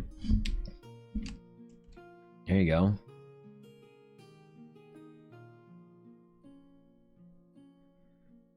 Maybe I'll never be the kind of person that can actually provide any sort of like useful information to D&D players, though. Maybe I'm not destined for YouTube videos on how to improve yourself as a player. I don't know if I have the personality for a YouTuber. I think I do much better as a streamer that like farms clips, I guess, than a YouTuber that reads a script. I'll never be Genie D. I don't know if that's a good thing for me or not, but I just don't have it in me. 5 GP is cheap AF? Yeah, I just buy a bunch though. Capitalist Cleric? That's pretty good. Just need a medicine check. That'll be 20 gold. This isn't covered by your deity. Oh no. Oh, you didn't get the expanded coverage from your deity.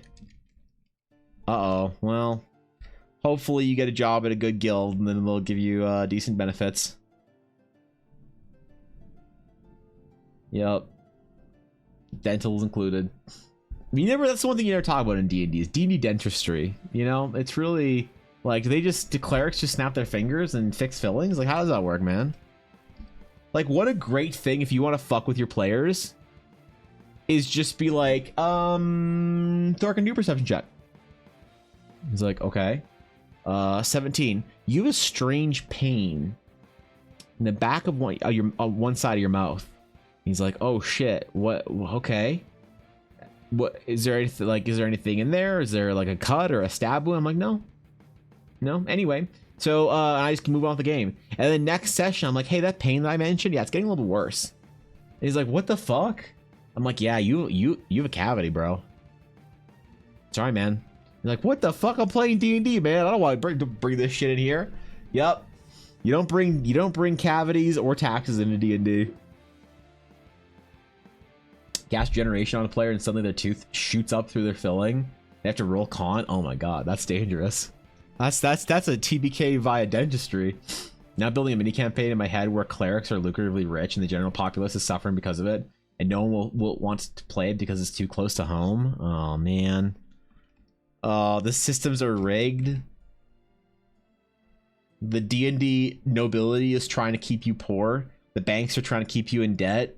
The D&D media is trying to keep you scared. D&D healthcare is trying to keep you sick. And D&D entertainment companies are trying to keep you addicted. Wait. This isn't very D&D, guys. This feels a whole lot like the Western world. Ah, shit. This is too close. I don't want to play anymore. I want to go home. I want to be a wizard. I want to go on an adventure and find an owl familiar. And only be my best friend. Nope. You have to pay your taxes. Roll a will save to see if you can stop scrolling D&D TikTok long enough to clean your fucking house, you absolute slob. Ah, shit.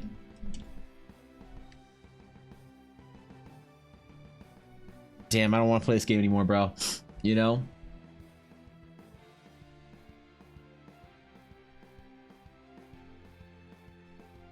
Alright, we need mountains.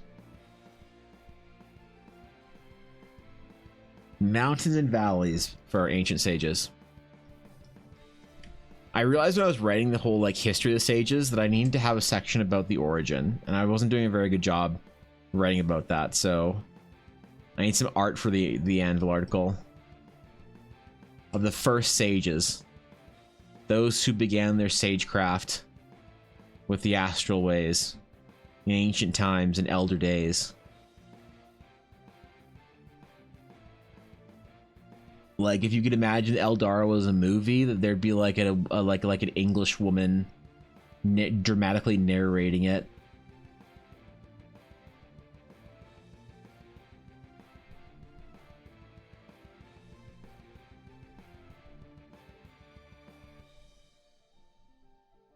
That, or it's just me again, unfortunately, narrating it. Not as dramatic, but I'll try.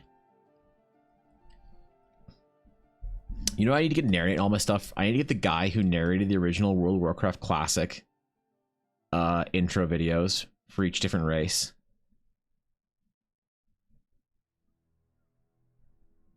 I wonder if that guy's still around doing VA. I wonder how much it would cost. It's probably something that I'm not sure I could expense, but maybe it's worth it. That's how you know you're serious, is when you hire voice actors. I wonder where's a good place to find like a voice actor? Where can I pay a voice actor $50 to read something on a script? Fiverr? For my players. Maybe that's actually, hold on, let me look this up. I'm actually curious. Morally, I don't like Fiverr, but let's see. I don't want to. No, I don't want. You have to create an account to actually continue with Google. All right, fine.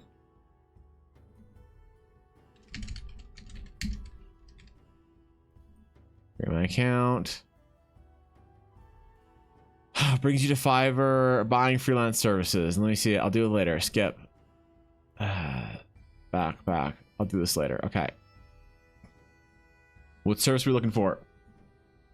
Voice acting.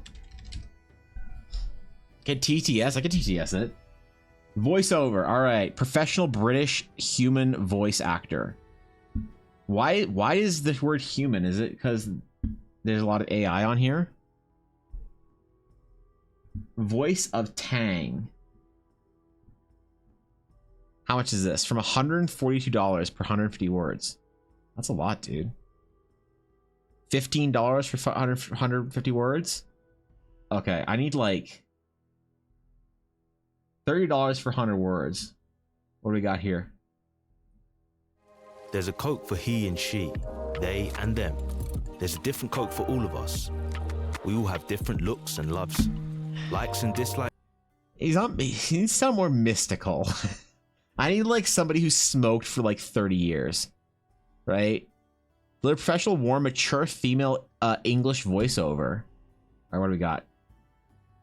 It was with great astonishment and with a strange, inexplicable dread that as he looked, he saw this bell begin to swing. Okay. This might have lasted half a minute or a minute. Okay. But it seemed an hour. Hello and welcome to the She could do it. Bulletin. All right, Joanne. The front page has a photo. So we could get this on Fiverr. We could have our intro dialogue professionally voice acted for like $100. Epic deep movie trailer voiceover. Hello and welcome to Voice by Ken. I'm Ken Marsiglia and this is my gig for deep trailer voices. So if you're looking for something, you know, I don't know. All right, we'll keep looking. We'll keep looking on Fiverr later. Yep. It's voiced by Cat. They're so good, really? You actually know that person? Okay. David Attenborough to narrate. David Attenborough, TTS. All right, let's see. Hold on. Where do I look? Google Docs. Okay, let's see. Well, we're gonna try. What is a lush, fertile farmland look like in Eldar? Because you've been drawing a lot of rocky wastelands, it seems. Although I only saw part of it. So right now I'm focused on Astral Sage, like areas, locations of power. So yeah, a lot of it's just pretty barren. Where's the realms of Eldara?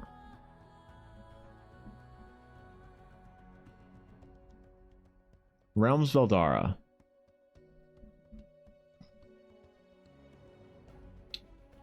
All right, let's see. Let's try this. We have the official Google Doc out. Sir David Attenborough voice. Let's see. Let's see how this works.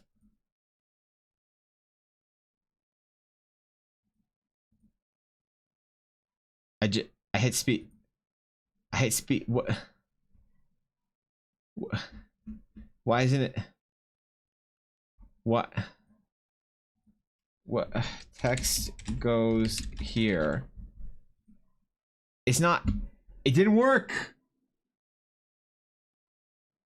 It did. Come on, man.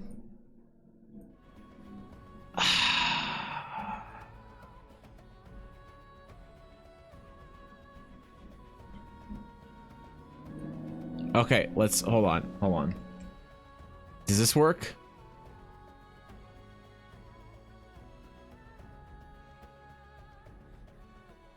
In the time after the Sundering, many people were cautious of the old Aldarian lands. Some believed.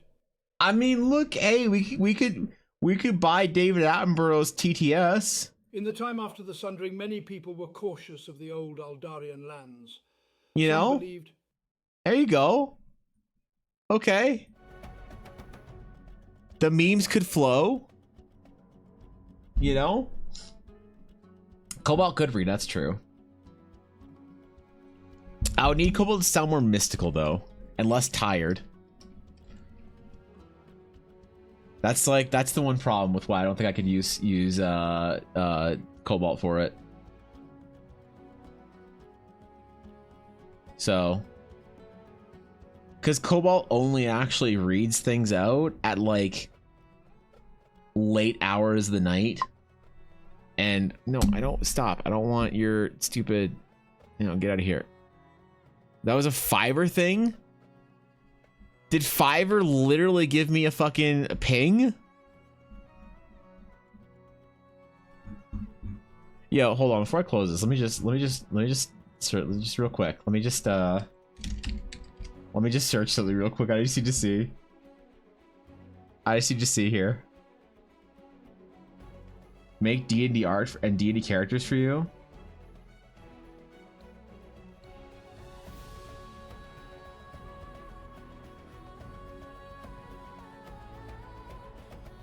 Okay, all right. Let's just get rid of that. I don't need that. God, I can't compete with that. That's those are pretty low prices there. Fiverr. God. You know the Astral Sages also eat? They do. They do. Just not around the runes, especially the old ones. The Astral Sages perform moon photosynthesis, maybe like a feat or something. They do not provide or perform moon photosynthesis, but the Twilight Elves in Ashasari do. With their Twilight plants. So, I don't know if that's something you want to know about, but there you go. Is it a bit fast, Sir David? Maybe. Yeah, I think you're right. It needs to be slowed down and mystical. Like, here's what I need. If you guys don't know what I'm talking about, here's what I need. WoW Forsaken intro cinematic. This is what I'm talking about.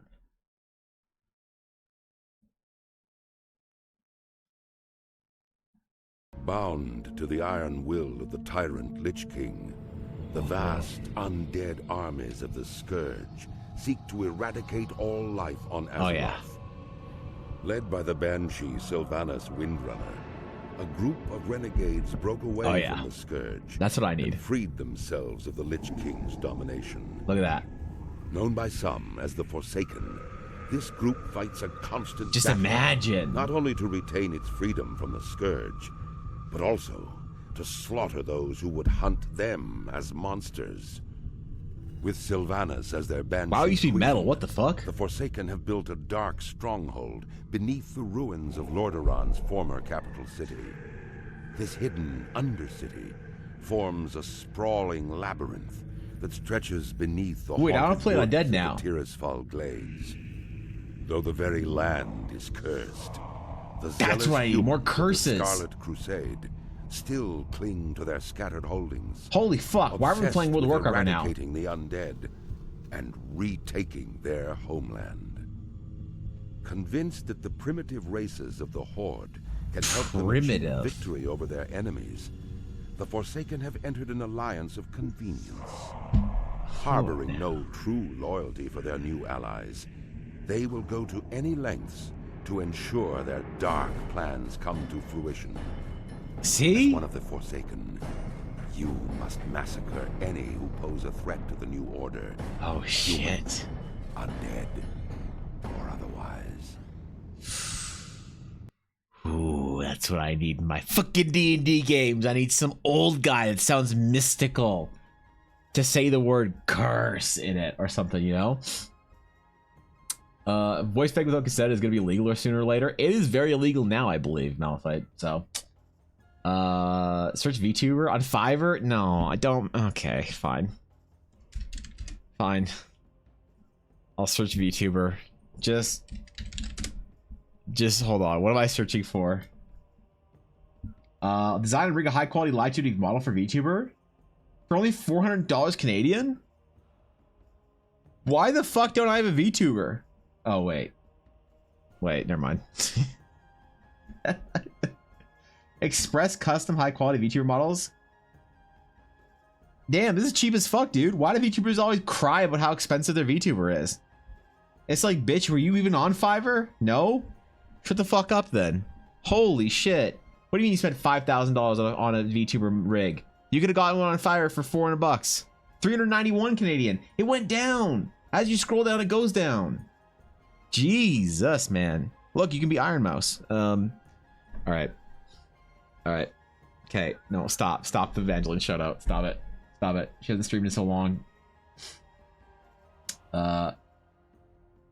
Evangeline, no, stop. Well, guy voice, you've handed. Wait, you were handed a turnip. A turnip. It has a strange aura. It is truly the cursed turnip of legends. That's pretty good. That's pretty good, honestly. As long as the word cursed is in there, I think that's, you know, the subject is less important. The ancient Eldar Ice sages from before the Shattering found themselves cursed. He said cursed. Uh-oh. Now we have a serious game.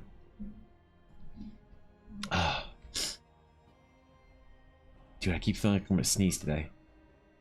Alright, I'm good. Okay, wait, I didn't draw Rocky Wasteland. This was a plains area, the last one. Rocky Wastelands.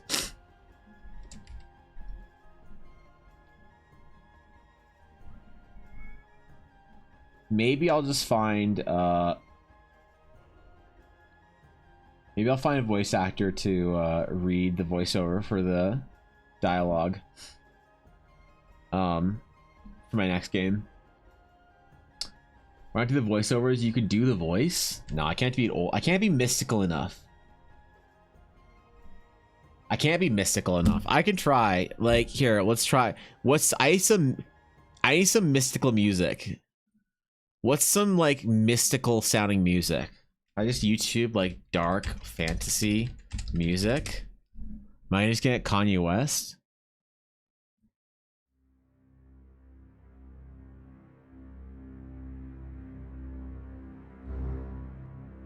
Is this good? All right. All right. All right, let's try it.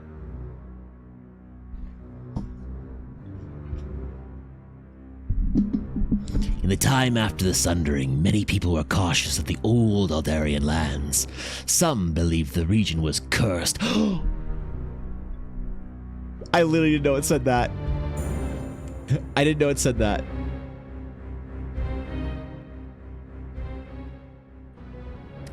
Where shit. And misfortune was sweeping the cracked earth like a dark miasma. Whether people believed the superstition or not, it was not an easy to access area of the world. Most of the remaining lands were covered in a shallow layer of water and made building difficult. Old ruined cities could still be found and looted, though getting any intact. Okay, whatever. Who cares? I was gonna go with the whole paragraph. Yeah, I can't be mystical enough, man. It's not. The music helps, but I can't be mystical, man. I can't, like, I need like some like Kate Blanchett saying some shit or whatever. Like, it's just not gonna work, man. You know? It ain't gonna work. Recognize the song? What is it? I don't fucking know. I just searched dark fantasy. I think it's Adrian von Ziegler. Probably. So that's probably why you recognize it. You've probably stolen his music for your D&D game at some point in time. Swashbuckling bugbear rogue, be a little bastard. That's fair. I don't know any swashbuckling bugbears that aren't. Yeah, I dig it. Here doesn't have the tone you're looking for, but you're nailing the characteristics. I didn't know it said the word cursed in there. I legitimately didn't know that I had written the word cursed into that.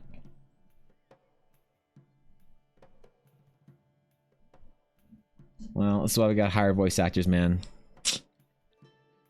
I don't know any D&D playing voice actors that could help me with it.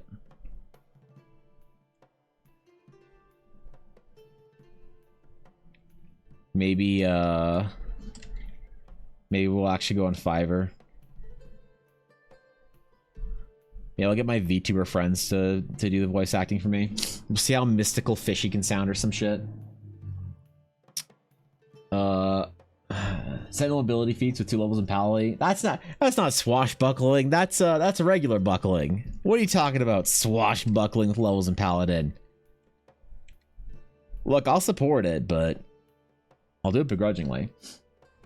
You see the corner of the tavern in the shadows, a strange figure. As you get closer, notice the 3 kobolds on each other in a dress. Oh man, not again. After it happened in the brothel, I swore I'd never go around another Cobalt. D&D campaign, but you get assets from Fiverr. That'd be a D&D video. Holy shit. That's a great video idea. I made a D&D campaign, but I got it all done through Fiverr. You get someone to write like your D&D story. You get a D&D map made by somebody on Fiverr. You get voice acting. You get tokens. You get art. You get everything for your D&D game made on Fiverr. It'll cost you $38.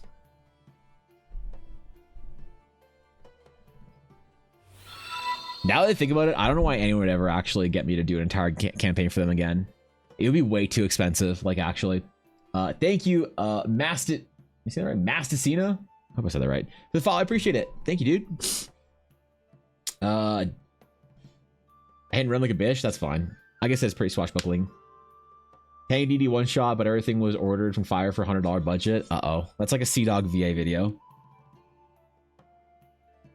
Next character is going to be a centaur that's a bard. Why a centaur? I've never played a centaur before. I've always thought about playing a centaur, but I can't do centaurs. I can't do minotaurs. I can't do the beastly mythological races of D&D. There's something about it, dude. I just never got into it.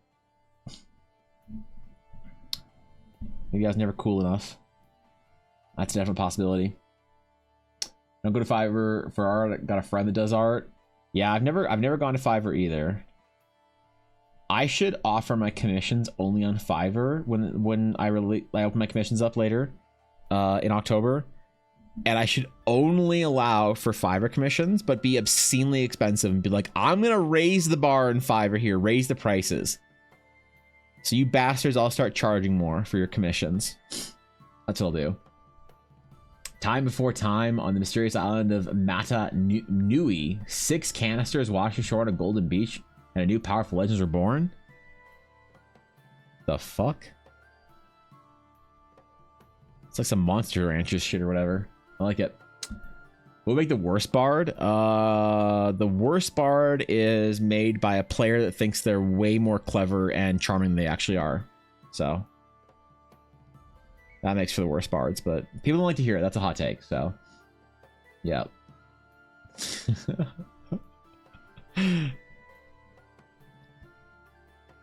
Look, you can call me an asshole, but I don't hear anybody saying I'm wrong.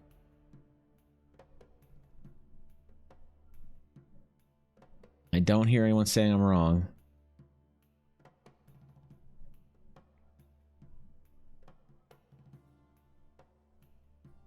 All right, we're almost good on this piece. We're almost another Astral Sage relic deep, and then maybe we'll do some character design stuff. I don't know. I kind of want to finish the Astral Knight for Ella, but at the same time, I kind of want to do some deeper concept art today for the Astral Sages. I want to go deep on the lore for the origins. Maybe we'll do some concept art for that. It's Bionicle? Oh, the Lego thing? The fucking Lego thing for like, or in like 2002 or whatever. Yeah, that was the shit, man. I got the red Bionicle, and he had a sword or some shit. That's the coolest shit, man.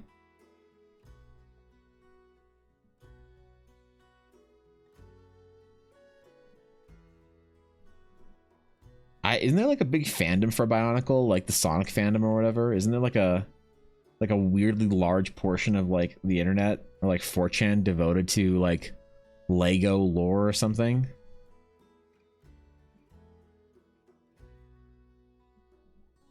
Remember somebody telling me about that in chat one time.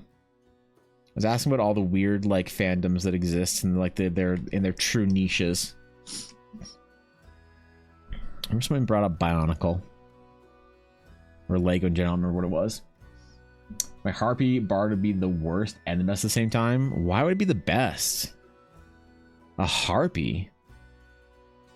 I don't think I've ever had a Harpy in one of my games, let alone being a Bard. I dig it.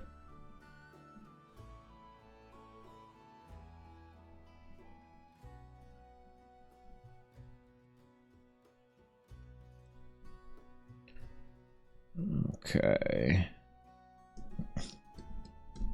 Almost good. Sky is such an important part of Teleria. I really want to start painting more skies into the concept art.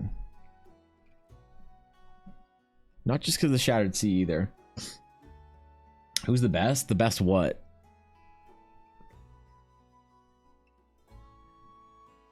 What are we talking about best for, Venus? You mean best like Bard or what? Really want a Bionicle to take off more. Instead now we have Lego and I don't know, Moonsand. What was there to take off though? Wasn't I don't remember it there being much more than it just being like a little toy or whatever. Was there like lore and shit? Like what does this Bionicle fandom do or talk about? Is it all like fanfic or is there actual like lore, like a TV show or some shit for Legos? And Siren's just a whole fish bards that hate boats.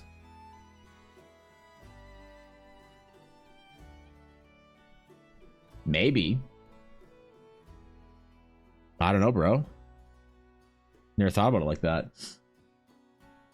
Those of you who lived on the other side of the pond, you also had Meccano, but it requires a blood sacrifice. What the fuck is Meccano?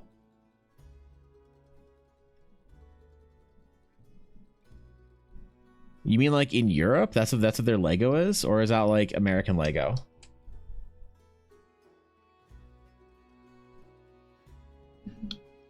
Bionicle got a huge lore, as I'm told. I was never into it. Really? Interesting. That's cool though. Get that world building in while the kids are young. Teach them about some stories or whatever. I'm down. Get them playing Baldur's Gate. Wait, no, don't get the kids playing Baldur's Gate. Wait, hold on, this is a bad idea. You'd be Siren in a nutshell if you play a merfolk in a bard class and use your voice as an instrument. You can't use your voice as an instrument. I'm sorry. Nope, you're not allowed. Your voice can't be used as an instrument. You are... Okay, tell me if I'm wrong here.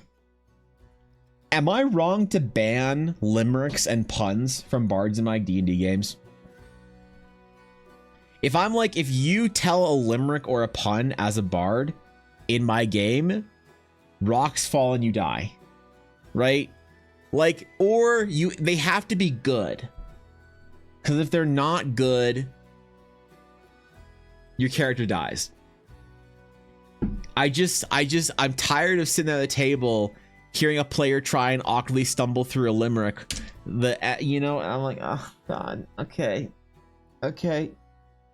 The player gets inspiration, or the character gets inspiration, but the rest of the players take psychic damage. I'm wrong? Why would you do this? For the sake of my players coming back to my D&D game.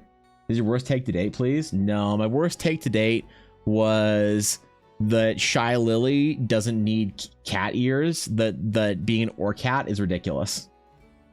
That's my worst take. You need better players? Is that it? Is that I've never actually been wooed by a bard player?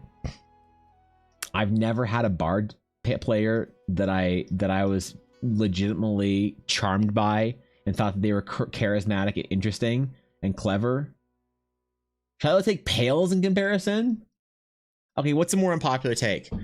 What are my unpopular takes to get people mad? I think that Gundams are the only giant robots that matter, and Transformers are better left once you're 6 years old as toys. I think that that thin crust pizza is pointless and you're not being healthy, nor are you as cool as you think you are. What else? I think that fuck, what else do people get mad at me about when I say on the internet? I think that if you are playing a healer in an MMO and you aren't doing DPS, then you are basically a waste of skin. What else? Shit. What else? Your bard does not have you hurting from laughing. They shouldn't be playing a bard. And so that's my thing, man. What if I just, like, I'm just punishing the bard for not being funny enough? Isn't that, like, shouldn't you be in support of this? How is this a bad take? That I don't want any dumb limericks. I don't want any funny, any witty puns in my D&D game because it's never good. That's ice cold. Heroes should do DPS and MMOs. Oh, okay, sorry. That's an ice cold take. Well, this is a hot take. What are the worst takes I've had? Can someone start compiling one of the mods? Can someone create a new command list of quotes that are my worst takes, just so I can reference them back when I want people to be mad at me for some reason? Like what else? Stephanie, mommy, tiefling. Shut up. Terrible take. Even Evan hates bards in D&D. Spread it around. Go for it. That's fine. I'll get canceled for that. What else? Hot takes. No, I'm not gonna say that one. That's see, the joke is right now I'm trying to find the line of what's a hot take that makes somebody a little bit annoyed, but not actually is like mean or offensive. And I think I almost crossed it there. I thought about something, but no, we're not. No, I'm gonna leave that one. Mods do work? Yeah, okay, please. Yeah, thanks. Teetering over the edge of a jump? No, VTubers are just wannabe D&D players without friends. Definitely real. No, I never said that. Come on, man. I've never said anything offensive about VTubers. I love VTubers. I would never, ever, ever say anything offensive about VTubers because a couple of them are deep friends of mine. Now, VTuber watchers.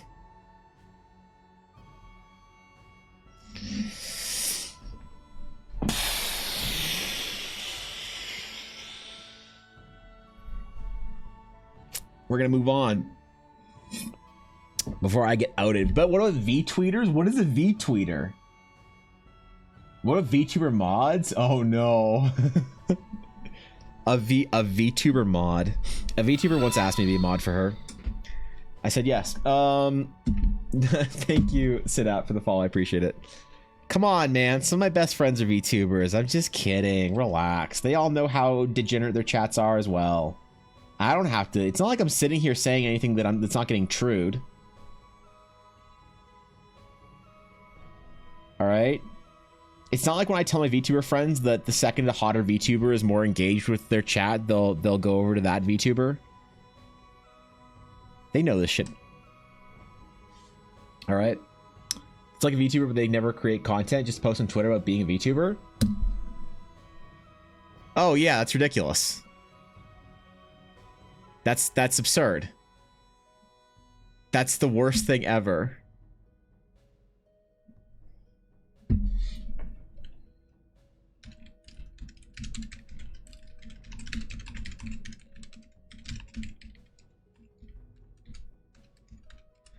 Yeah, it's fucking weird. Anyway.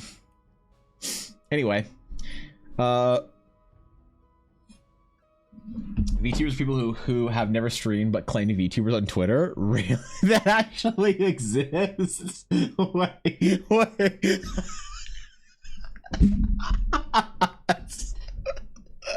Hold on.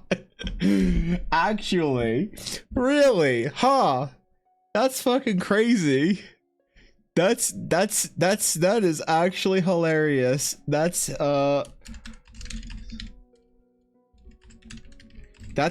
ridiculous, man. That's crazy. VTubers are just nuts. Who'd have thought? Wow. That's damn, bro. Notifications. Oh, crazy, man. These fucking VTubers. I swear to God. I swear to God.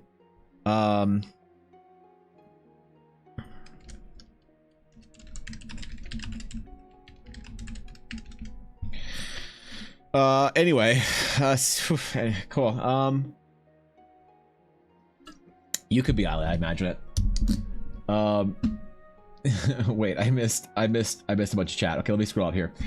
Like VTubers, your tweeters. Topic note, this is my personal account for not streaming like blue spaces. Oh, that's you, Blue. Okay, what's up, dude? Good to see you. I'll make a note for you. Hold on. In my chat notes. Where is it? I gotta scroll up to you. Change nickname. Alright. You are nicknamed in my forever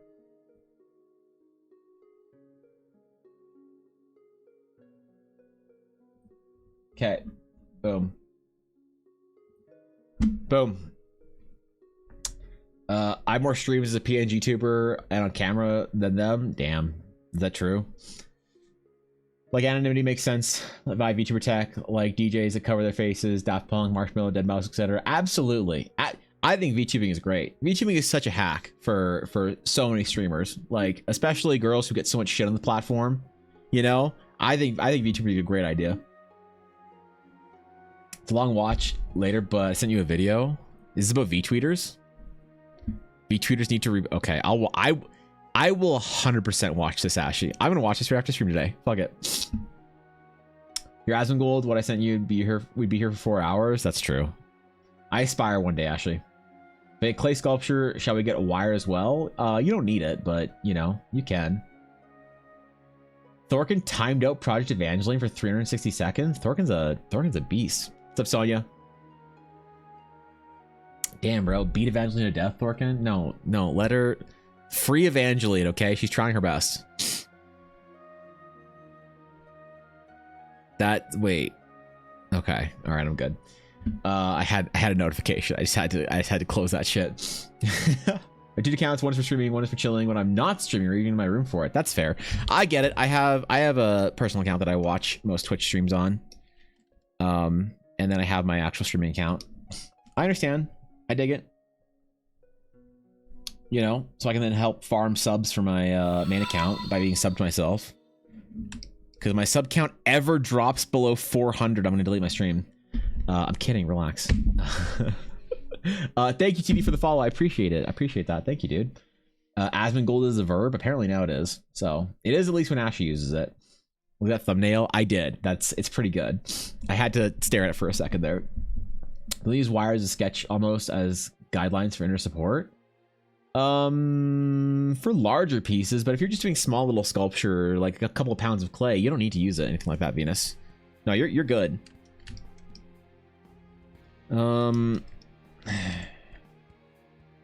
Sage origination monument. What is this? 06?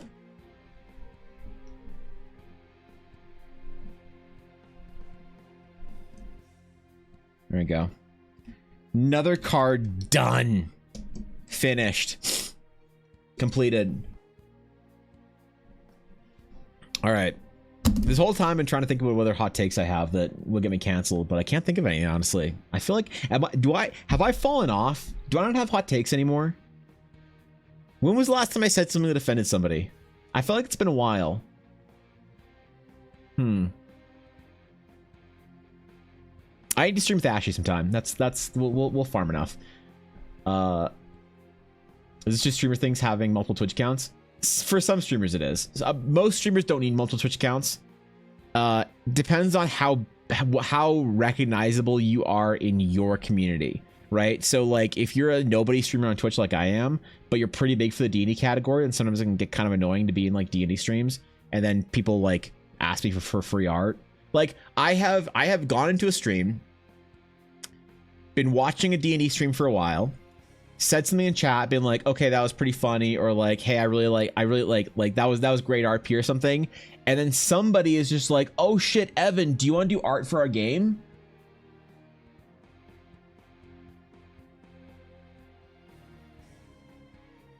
No, I don't. No, I don't. I'm sorry. I don't want to do free art for you. I don't care how funny your game is. I don't want to do free art for you. Please. I'm sorry. So I will watch Twitch on my main account for big streamers, but I won't watch D&D Twitch on, if I'm ever on D&D Twitch watching games and shit, unless it's a friend of mine, I typically won't be on. Like if I'm scrolling through the category or even watching some friends' streams. Like for instance, like my friend Mendari. I hardly ever go into her chat as EVA because there's too many. It's annoying to get added, and then people are like, "Oh, Evan's ignoring me." It's like, what?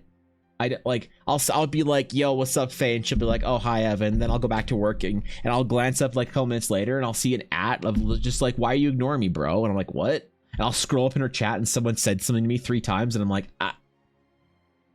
okay. Okay. Or if there's like an annoying meme or whatever in their chat about me, yeah. So I don't know. I use 2 accounts for that, but I don't ever like talk about it because I don't want it to be a thing. Okay. We just need to finish the cloak, then we have the design done. I said I was gonna do it last night, and guess what I didn't do? It. You know, you want to have a canceled speed run. I think, Ashley, if we were going to get canceled, I think we'd probably get canceled fastest with the Final Fantasy XIV community. We've already demonstrated proficiency, but I would be curious to see how fast we get canceled with the Souls community.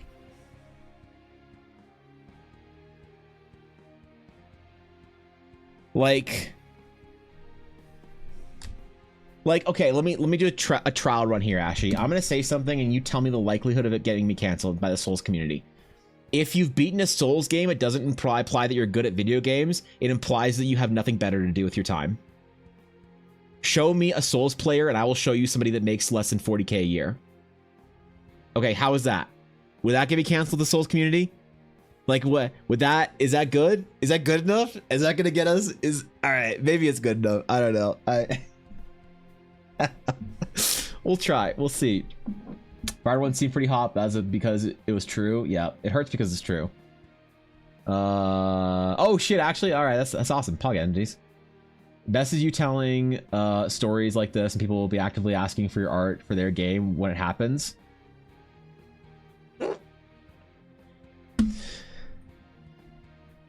Hold on. I see. Say this like, someone remind me to tell a story after stream. Somebody just go off and remind me to tell. Just I have tea. Yeah, don't worry about it. How do you think about the Roman Empire? At least once a day, Jacob. You know. I'll calendar because I'm actually working on Get Cancelled series for YouTube. Oh shit! All right. All right, we'll see, man. Ashy of heart, not messing around. World building, what's on the agenda? Today we're talking about Astral Sages. It's been the theme for the last couple weeks, and I want to get a comprehensive guide for the lore of Astral Sages done so that we can actually release the class to the wild and see what everybody thinks of it. So we're figuring out the lore of our ancient sages. We did some sketches for that earlier, and I want to think about what the difference between Astral Sage and Astral Knight is while we're working on Charlotte. Oh shit, this character has a name now. Ellen in for Charlotte. That's right. It's not spicy enough. Souls players know that like LoL players about their community end game. Fuck.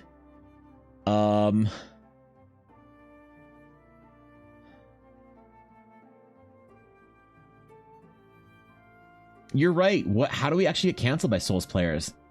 How do you cancel that which has no life? It's like the fucking South Park meme. The South Park World of Warcraft episode didn't hurt World of Warcraft players because they just looked at it and were like, true, I play with that guy. You know? That hits hard. I'm a Souls player. I'm playing Dark Souls 1 right now. And I'm sorry. I'm sorry it has to hurt, even if it's true. No, I like Souls games. I just don't have the patience for them.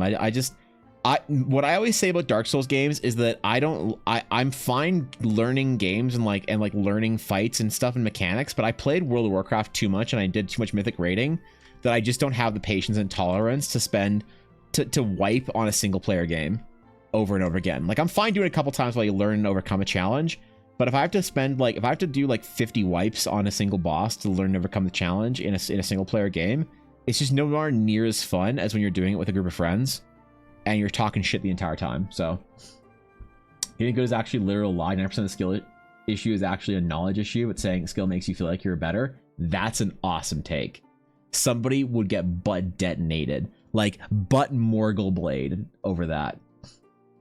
You go deeper and insult the Hidetaka Miyazaki, you might get more canceled. Yeah, but I don't want to insult Miyazaki. Miyazaki's awesome. I want to insult the Souls players, not the Souls devs. The Souls devs are doing amazing work. All right. The Souls players, on the other hand, all right, they're the ones that couldn't accomplish anything IRL worthy of being proud of, so they had to turn to a video game to find a fake sense of accomplishment and achievement in something that doesn't fucking matter to actually feel like their parents might be proud of them. How was that? Was that good? Did we get it that time? Did we get it that time? Okay, maybe we got that. Maybe that was better. Maybe that was more on the mark. I don't know. Clip it and post it on Dark Souls Reddit and we'll see. I'm kidding. Astral Sage, Star Reader kind of thing. So an Astral Sage uses a magic system in my homebrew setting that is unique to the setting. It's called the Astral Aura, and it's basically magic that has been uncolored, unscented, unflavored. It is pure magic, and it's like origination, like origin of the universe kind of form. And they draw it in from like their knowledge of like, it's such a vast web and array of the magic that they use their knowledge of stars and constellations and things like that to actually siphon the magic to them with various mystical and non-mystical methods, to be able to use magic in a much more abstract way. So they're not bound to magic like a druid is bound to nature or a mage is bound to the arcane. They can use magic in more of a sense of like a pure power source as opposed to something that is sort of themed or tinted or whatever. So the only people who just actually have no life. I do stuff and help other players, but many of those players don't like kind of have genuinely no life. Look, dude, I ain't saying anything about the Souls players. I'm just happy they're happy, okay? We just got jokes. I'm just telling some jokes, man. Just about the expense of our Souls players. Most of them, like, look, the only reason I can tell jokes about the Souls players is because they actually have a sense of humor. Okay? There are certain gaming communities you can't tell jokes about, and certain communities in general you can't tell jokes about because they don't have any sense of humor. Right? Like, that's the thing about the weebs and the furries. They're great to poke fun at because they have a sense of humor. You can talk about Honkai Star Rail enjoyers or like VTuber watchers or whatever, degenerate anime fans, and they're all like, huh, true. But like, what's a game community that has no fucking sense of humor? Let me go to Twitch. Let me go to browse. Categories. So League players have no sense of humor until they've been playing for 5 years and they have the best sense of humor. Minecraft players, right here, perfect example. In the top five, Minecraft players have zero sense of humor. If you tell them they're playing a children's game, they lose their fucking mind. They cannot take a joke. All right, so I don't tell Minecraft jokes because Minecraft players can't take a joke. I say Dark Souls players, and Souls players can take a joke because they can. They're into it, Like sports games players can't take a joke. Warcraft players are great at taking jokes. Genshin, great at it. Fortnite, decent. Another one they can't take, maybe. Overwatch players used to be good at it and they're not so good at it anymore. What else? What's another gaming community that we don't touch because they can't? Fuck it. Rocket League players can't take a fucking joke. Holy shit. You make one comment about how you're basically playing like the special ed version of whatever other esport that you want. This is like Rocket League is like the esport that you're like somewhat I don't know what's the right word, somewhat timid younger brother plays because they don't want to play the real esport and they lose their fucking mind. Like there's another example. So we don't tell Rocket League jokes because they can't fucking take a joke. It's all about shitting on the jokes and on the categories and on the games and on the communities that can take a fucking joke. D&D players, again, another one that can't take a joke. D&D players, D&D's the one place where I push it because I think D&D players need to learn to take a joke. But I say shit all the time about D&D players that somebody in chat you'll get a first message be like, yo, that's not cool, man. That's not cool. That's a low blow, Evan. And you're like, okay, see? Exactly. Better need some more sauce, yeah. You beat Dark Souls 1 with less than 50 deaths total if someone just told you all the knowledge that is obfuscated and obtuse. Could you do... That'd be an amazing like streaming series, Ashy. It's like, you helped me beat Dark Souls 1, or... No, I played most of Dark Souls 1. You helped me beat Well, I don't want to play Dark Souls 2 because it's trash. You helped me beat Elden Ring without dying once by just telling me everything ahead of time. You know? Sage being that kind of knowledge-based, it's what makes them unique. The Astral Sage.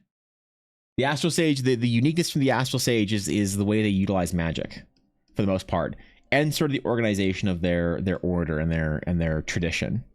It's very sort of like it's kind of like the it's kind of like a combination of being like a monk and a wizard and a tinkerer and an explorer all together. It's more scientific and mathematical than arcane magic. It's less religious than deific magic. It's I don't know. It's I'm trying to make it a pretty unique. I have a whole World Anvil article about it if you're curious. Is there a hold on, Astral Sage, is there a command for it? Oops. Astral Sage. There is. Okay, so there's if you're actually curious and you know, for whatever reason, that's the article on it, I believe. Yeah, this is the preliminary article on it, the work in progress piece. So, the lore. League players have experienced one too many breakdowns to enjoy good jokes. That's the thing. Long-term players can. Like, if you've been playing League for more than 5 years, you can usually take a joke. If you've been playing League for less than 5 years, you're so fucking butthurt. You know, your butt was stabbed with a Morgul blade. It is unhealable. It's that, you know, until you've been playing long enough, you go sail to the gray havens of not caring anymore. Minecraft has such a tarnished reputation because so many people being rude about someone making jokes. Yeah, exactly. I'm actually tempted to get the FIFA game. I want to see if they changed anything since FIFA 2004. Probably not. Just how much the cards are. Yeah. Literalist lack of sense of humor makes sense. Well, I think there's lots of people in the Minecraft community, so... Honorable mention Fall Guys streamers. What is a... Wait, hold on. Viddy, I'm intrigued. What do you mean... Fall Guys streamers? When you say the words Fall Guys streamers, because I didn't think Fall Guys streamers existed. I thought Fall Guys was a game that people played in its release for 2 weeks. There's no shot actual streamers. If I search Fall Guys, there's not more than 150 viewers, is there? In the entire category. 1.7k viewers.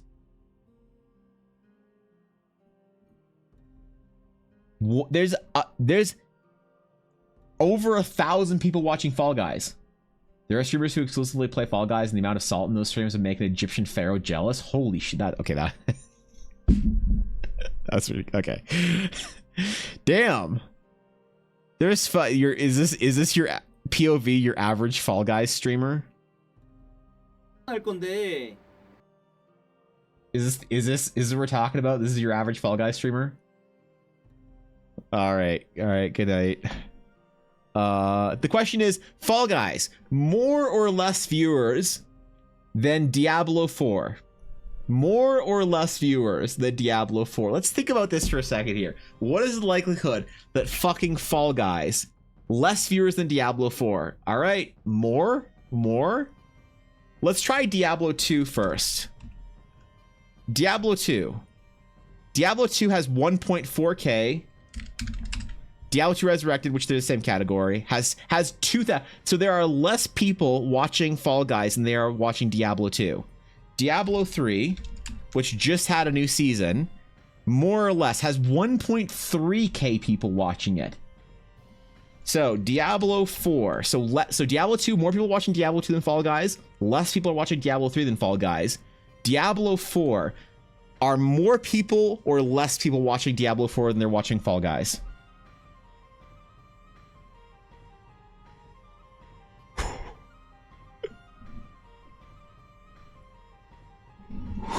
Oh God.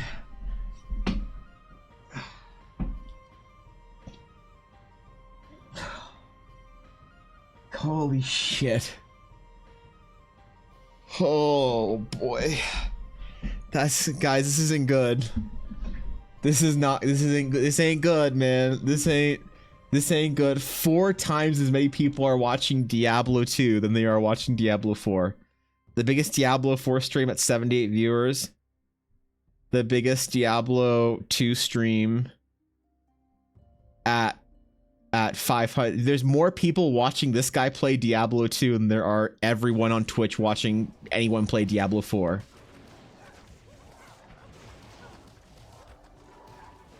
What a legend. What a absolute Chad.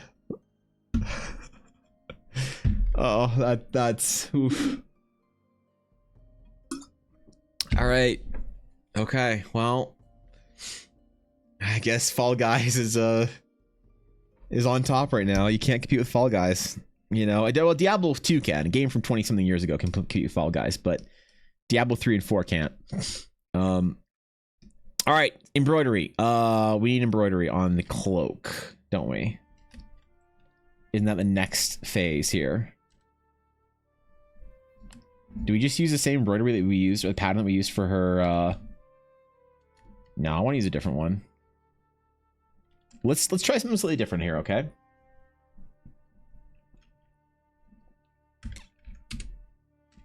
We'll make a new brush, and I want to try something I haven't done before ever. Are there really 4 times as many people watching Diablo 4 or Diablo 2 than there are Diablo 4? Okay. 2-hour break. Oh, good point, Busy. I should go get a new water. The games have an audience. Bad ones have an audience that's way smaller. Yeah. All right, TD. Good luck in work today. Hope you have a great one. Whatever you're doing. Hope it's productive. Or not. Maybe it's just a chill day. Who knows?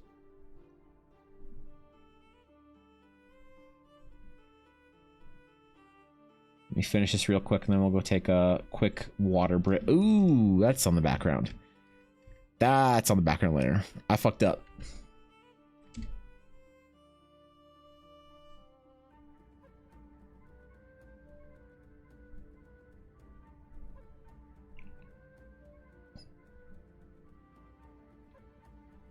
Wait, what? Why did what the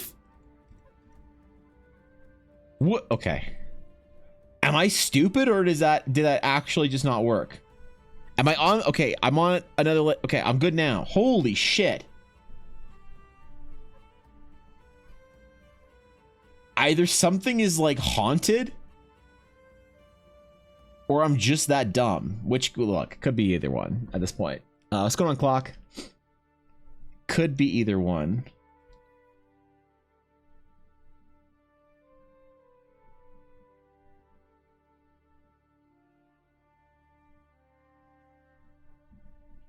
I kind of want to do a dive in Twitch and now see every single game with more viewers than Diablo 4.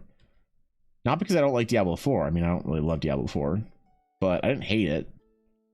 But just more for the meme. Like, I'm just so curious now.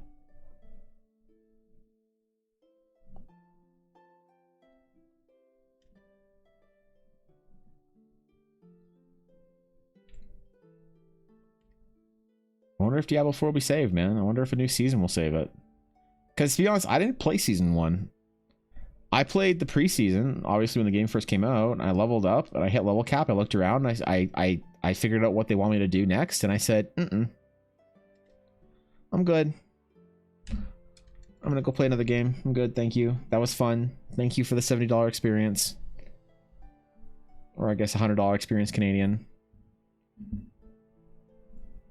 And then I went off and did something else. Okay, edit. Define brush preset. Sampled brush. Oh, whoops. Okay. Edit. Define brush preset. New sample brush. Okay. We're gonna space it out. We're gonna flip it 90 degrees. We're gonna shape it.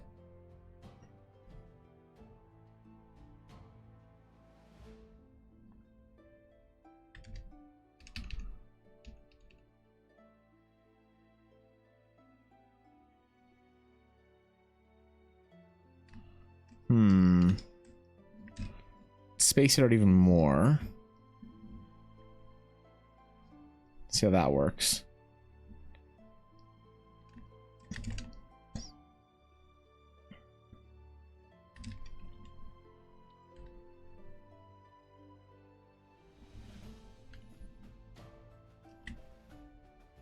It's not bad. Oh, this is the wrong color. That's why it's off. Okay. Okay.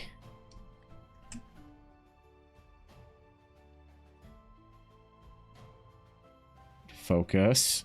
Focus. All right, that was good. Good job, me.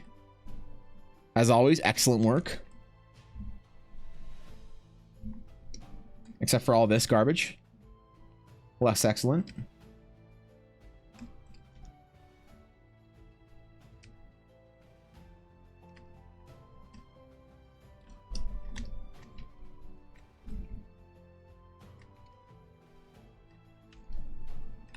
Okay. There's one side. Let's do something else here. Let's do size jitter based on pen pressure, but let's do a minimum diameter of like 80% so we can get slightly larger or slightly smaller.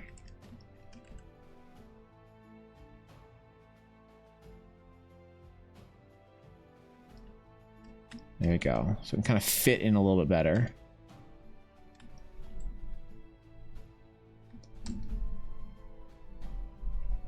Oh, I like that. I like that more. That's good.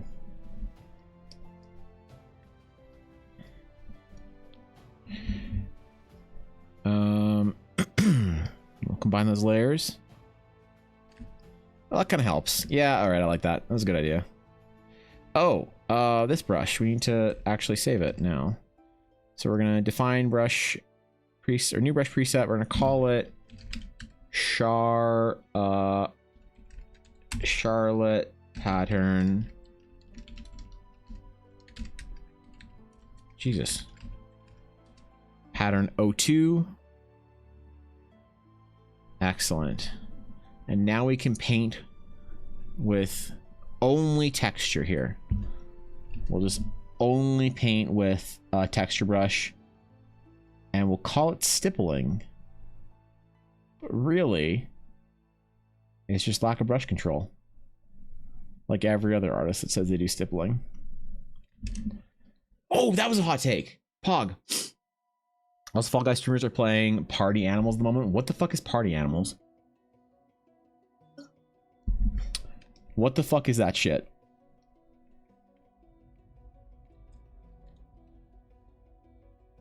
Is that a new, like, Fall Guys clone or whatever?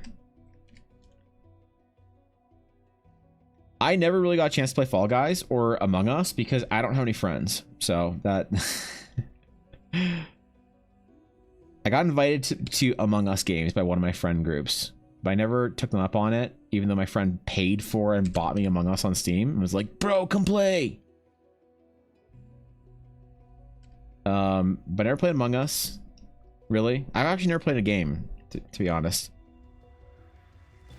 And I never played Fall Guys because I don't have enough VTuber friends.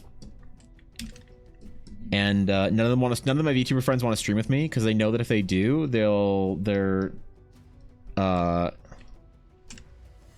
chats will revolt. Who's the fucking person that Ashley sent me the welcome to the internet? When they said don't collab with a man. Yeah. That's why I haven't been invited to play Fall Guys. Fun teddy bear fight club? That sounds pretty good. Imagine Gang Beasts meets Fall Guys. What the fuck is Gang Beasts? What do you mean imagine a game that I've never heard of meets Fall Guys? Gang Beasts. What the fuck is this?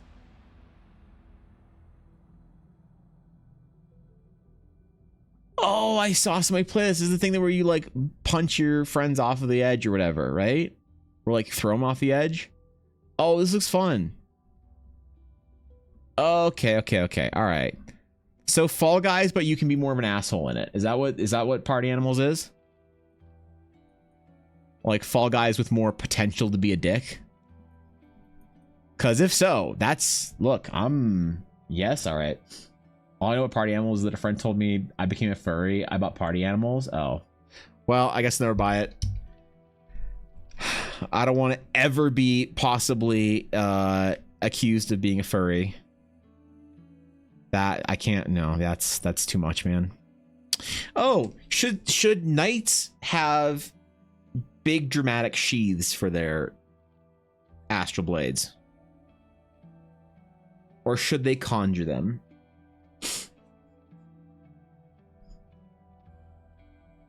Okay, why? Hold on. I need to go deep on this for a second. Why do I not like the idea of summoning your weapon, summoning your blade in fantasy? Let me dive into this for a second. I don't like it because it's not original. Because it happens in lots of fantasy. Does that make the idea bad though, or is it a good idea that has some weight to it? Or is it just trendy because of D&D? Why is summoning your blade bad? What are my problems with it? It's not original.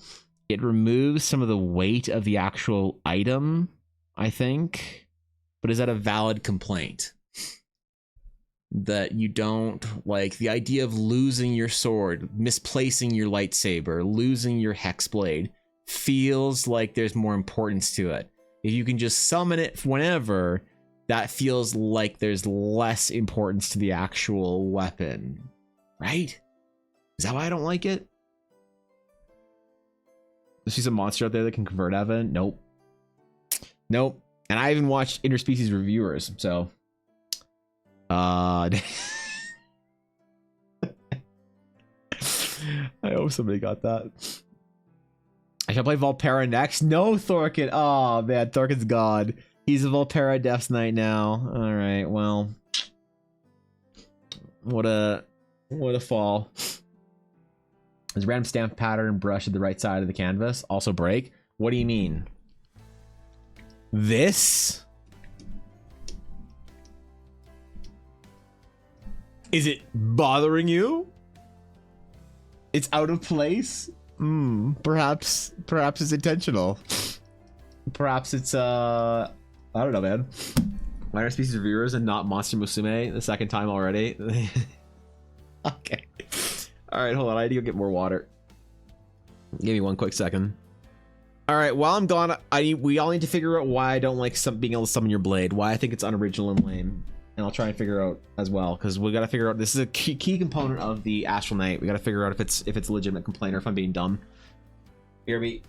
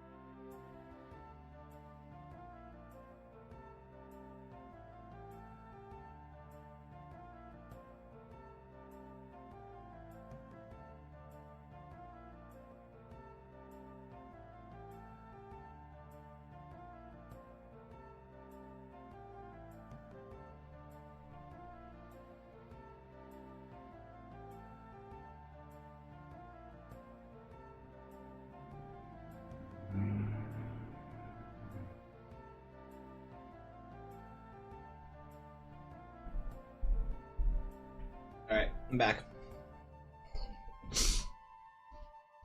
All right, we're back.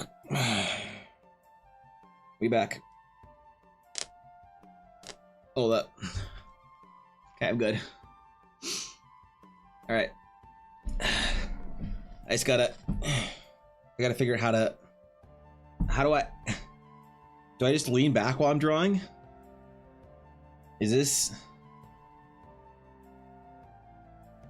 proper artist pose? Or is this... Don't lick the fucking zipper, you piece of shit.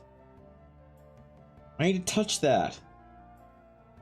You are such a sack of shit, you know that. Now let's put this jacket needs to be washed. God damn it. God damn it. This fucking dog. No, stop licking things! Would you stop licking things? Okay? Alright, good girl. God damn, man. Why dogs gotta lick everything? It's stressful. Oh, you wanna leave? Oh no, you hear the truck outside. It scares you. It's okay. It's not coming to get you. It's not some large beast coming to attack you from outside. It's a truck. I know, trucks are very scary, aren't they? Okay, no, stop licking. Stop. Would you stop licking things? Okay, alright. Alright, you're out of here. No, get out. Get out. Get out. No, don't lick me. Get out. Get out. Stop making yourself more comfortable. Okay, here.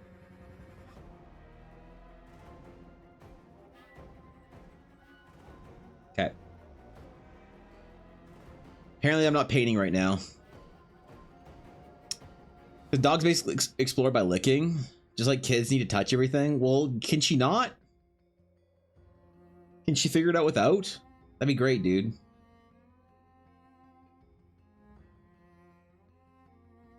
You good now? If I put you in your bed, will you be good? We talk about Yuna and her basket. We are not talking about Yuna in the basket. We're not talking about her in her basket. If she goes to her basket, I'm ending stream. I'm gonna put her down. If she goes to her fucking basket, I'm just gonna end stream. It's over. Okay? Yuna. Go to bed. Go sleepy. Oh. Where is she going? Uh-oh. That...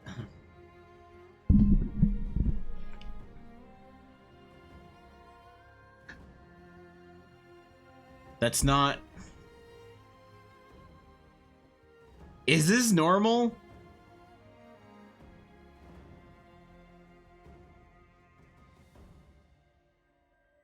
Is she okay?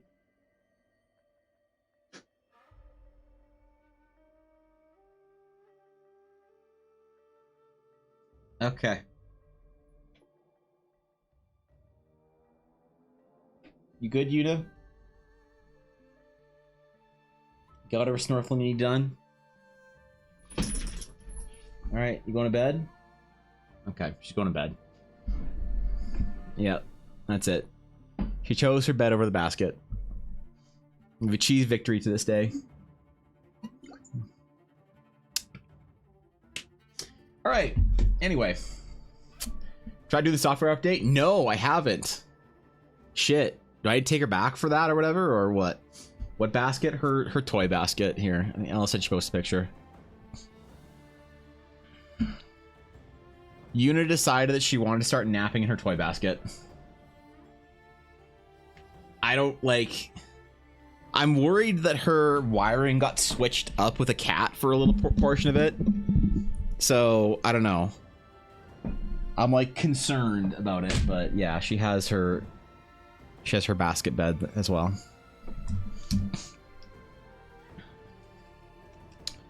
Okay.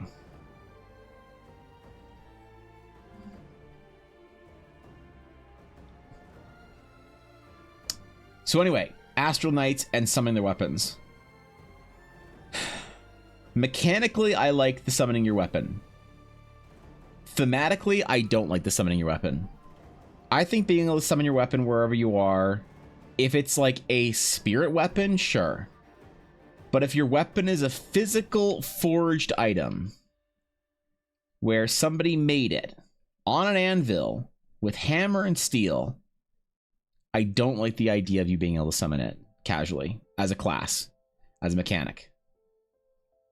I think that it ruins the impermanence of it. It ruins part of this sort of the theme of you have this item that is this like important piece of your kit that it needs to be cared for and is required for your casting. Now, I understand that some players might have an issue with this when they're playing, because they're like, uh-oh, I've been put into a garrison with these guards and I don't know what to do about my sword. How do I fight the guards if I don't get my sword back? Well, maybe getting your sword back is a big fucking deal and you should go do that. You know?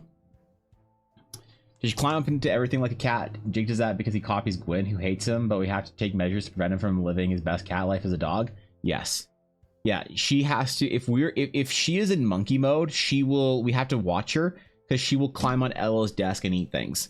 All right, Ella had like she had her chair pushed out away from her desk so Yuna wouldn't jump on it. Yuna leapt from her chair like 3 feet to get onto her desk at some point in time to only to eat a bunch of antihistamines, to which we had to call animal poison control to ask them if those antihistamines were gonna kill her or not. And Yuna actually got a record. She apparently has the record for the most amount of that antihistamine, which is a prescription one, eaten by a dog her size in North America. So, which was like 6. And they're like, yeah, it's fine. She'll be okay. You know, she'll be all right. Don't worry about it. She's just gonna be very tired. And she was out like a light that night. She forgot that she was even a fucking dog. She thought she was a stuffed animal for the evening, but she was okay. It was kind of disappointing because we took her to the emergency vet when she did that. So we're like, okay, let's just go to the emergency vet. She ate these pills. Let's go to the emergency vet. And we got there and we're like, hello, emergency vet. We would like to make sure our dog isn't going to die and she doesn't hear stomach pumped or something immediately. And rather than being like, oh shit, medication, we should pump your dog's stomach. We should, like, you know, make sure she doesn't fucking die. They said, oh, you have to call animal poison control. Yeah, and then if they say that she needs her stomach pumped, then we'll do it. We're like, what? Okay. So they made us leave the vet's office, call this, like, line, and they're like, oh, it's like a 20-minute wait. And we're like, okay. Only to find out it was fine. But, like, if it wasn't fine, I would be pissed as fuck if, like, that 20 minutes or whatever would have made, like, a difference. So, little did I know that there was actually a hotline for animal poison control in NA. But, yeah, so that's why Yuna has to be careful, man. We can't keep anything on our desks that she can't eat. Because sometimes she will go monkey mode, and sometimes she will jump onto a desk. So we gotta be very careful about it, Blaze. Is what you're telling us this seems rooted in something deeper, perhaps show a movie that rubbed you the wrong way, perhaps Fate, or is that too similar to Star Wars? That's a good point. I mean, so maybe, is my criticism of it making it seem too convenient at least fair, is the question? Or is it a biased opinion I developed because I saw it in a show or movie or some shit at some point in time? And I was like, oh, I don't like this. Because I just feel like the ability to summon your astral steel blade anywhere. What don't I like about this? Because it is kind of cool, right? Where you just sort of reach out and grab this invisible blade and the astral steel appears in your hand. Which is fine if it was like a weapon. To me, it's like, that's fine if the weapon itself was made of like spiritual energies. But if the weapon is a physical item that has to be made and crafted, it's like the convenience of Aragorn just summoning his sword. You know? There's something about that I just don't like. I don't know why. Because yeah, you're probably right. It is a little biased, but I don't know why. And I need to figure that out as to whether or not like I'm biased against a good idea for a good reason, in which case, yeah, I should trust my gut. Or if I'm biased against a good idea for a bad reason, in which case I need to like sort of go with the better idea.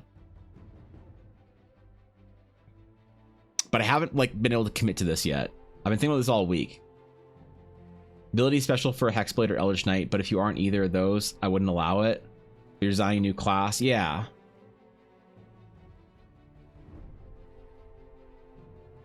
Yeah. It'd be a class mechanic.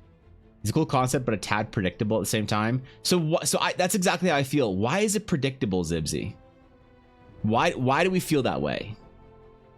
Why does this feel overdone or self-referential? Is there a cooler way? Because it's cool, maybe. Maybe that's all it is. It's a cool idea. Also, it kind of implies that Astral Sages or Astral Knights have the ability to sort of... You know what I also don't like about it? I don't like that it sort of implies there's like an extra dimensional space. I don't like extra dimensional space in my D&D game. I don't have bags of holdings. I don't have portable holes. I don't have mansions that are bigger on the inside than they are on the outside. I don't like that concept. Not as like... Sorry. It's not easy. It's not common. It's not common enough that a level 5 adventurer would have it. Yeah, you might go to like a large wizard school where the building is like the Great Hall is like way bigger on the inside than it is on the outside. And you're like, how is that possible? But I want that kind of thing. I want extra dimensional space to be awe-inspiring. Not like something you just do because you're level 4, so you have bag of holding now.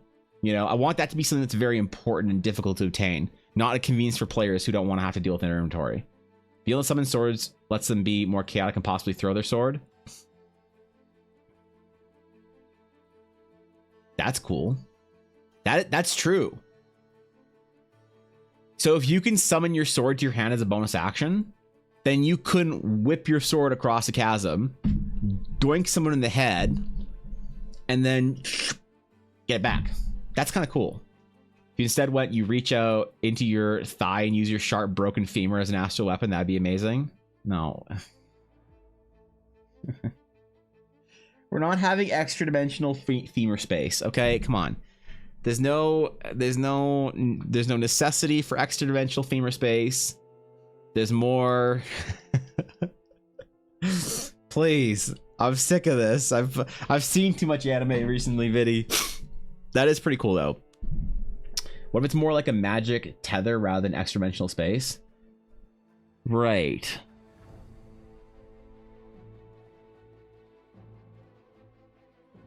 So in that case, Blueberry, all it would imply is that teleportation magic exists, which it does.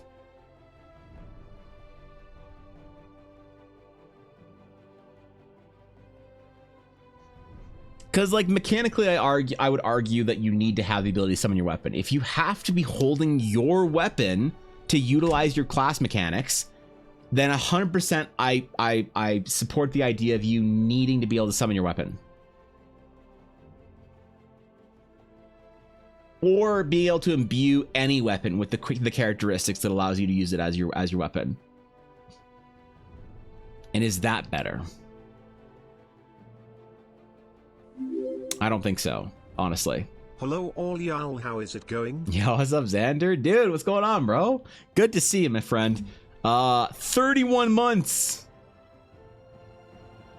That's a long time. Thank you, Xander, for the 31 months. I appreciate it. It's going well. Xander, I'm trying to figure out why I don't like the ability to summon your weapon. Xander, why is the ability to summon your weapon as a Hexblade or whatever, or in this case, an Astral Knight, why don't I like it? I'm trying to figure that out. It's good to see you, buddy. It's starting to sound like more and more like Gates of Babylon. Yeah. Tether's how Hexblade and Eldritch Knights do it too. Tether is in a knight have to be within a certain distance from the sword to be able to summon it. No, mechanically you'd have to be able to like either do it or not. Literally yanking it physically, but magic, more like Thor's hammer son rather than forged from Critical Role.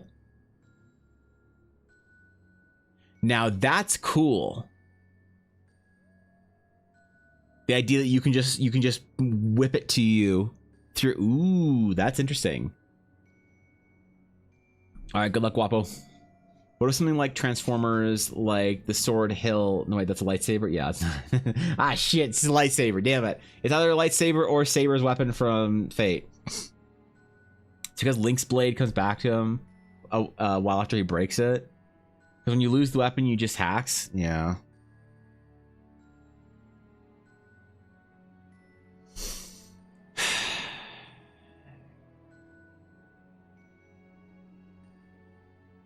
Do we enforce the use of an astral steel weapon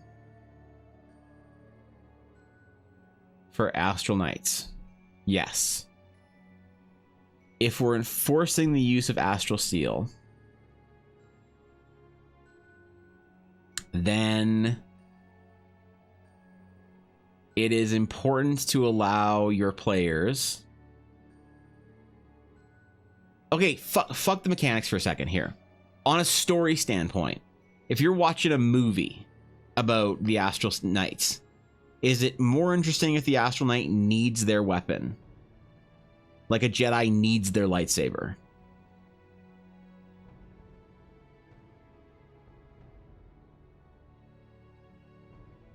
I don't know, to be honest. I legitimately don't know. Throwing it through real space allows it to be blocked. Going through walls and such wouldn't be easy, but they could throw it in battle and pull it back. Yeah, I like that idea, actually. What if not the weapon itself, but the essence of a weapon? Like, depending on what you use, it might be a blade made of metal, steel, or wood, but you reach into a material and it becomes the sword. That's kind of cool. It, like, transfigures it. Or maybe it does. Maybe it just stays in material. So it's more of a blessing. That reduces the impact of, like, astral steel being forged, though. Makes it less interesting. I think it's also a good distinguishing thing from the Astral Sages. What is, Zibsy? Making it, like, forcing you to need your weapon?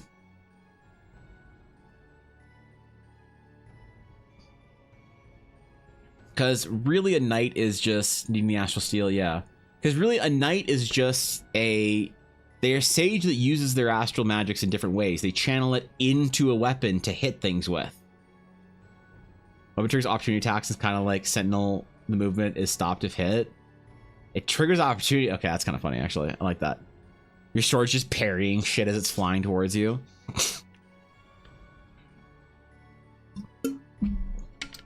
Maybe I should just go with my gut here and say you can't summon your weapon from you have to have your weapon. Don't lose your weapon. Like, it's part of the class. Do not lose your weapon. You can call it to you if it's within, like, if you drop your weapon or whatever, like, as a bonus action, you can call it back to you if it's within 100 feet. Kind of like Thor's hammer. You know?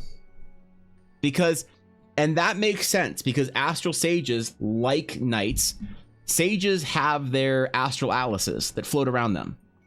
And a sage manipulates their astral atlas with the astral aura, and sometimes this little, like, focusing gauntlet thing that young sages use.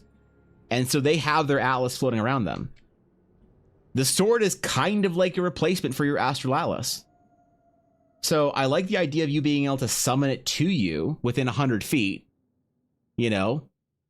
And there's some rule for if it needs to go through a wall, it makes an attack on the wall as it's flying through the air or some shit. And if it breaks through, then great. If it's not, then it keeps attacking it every time you try and summon it.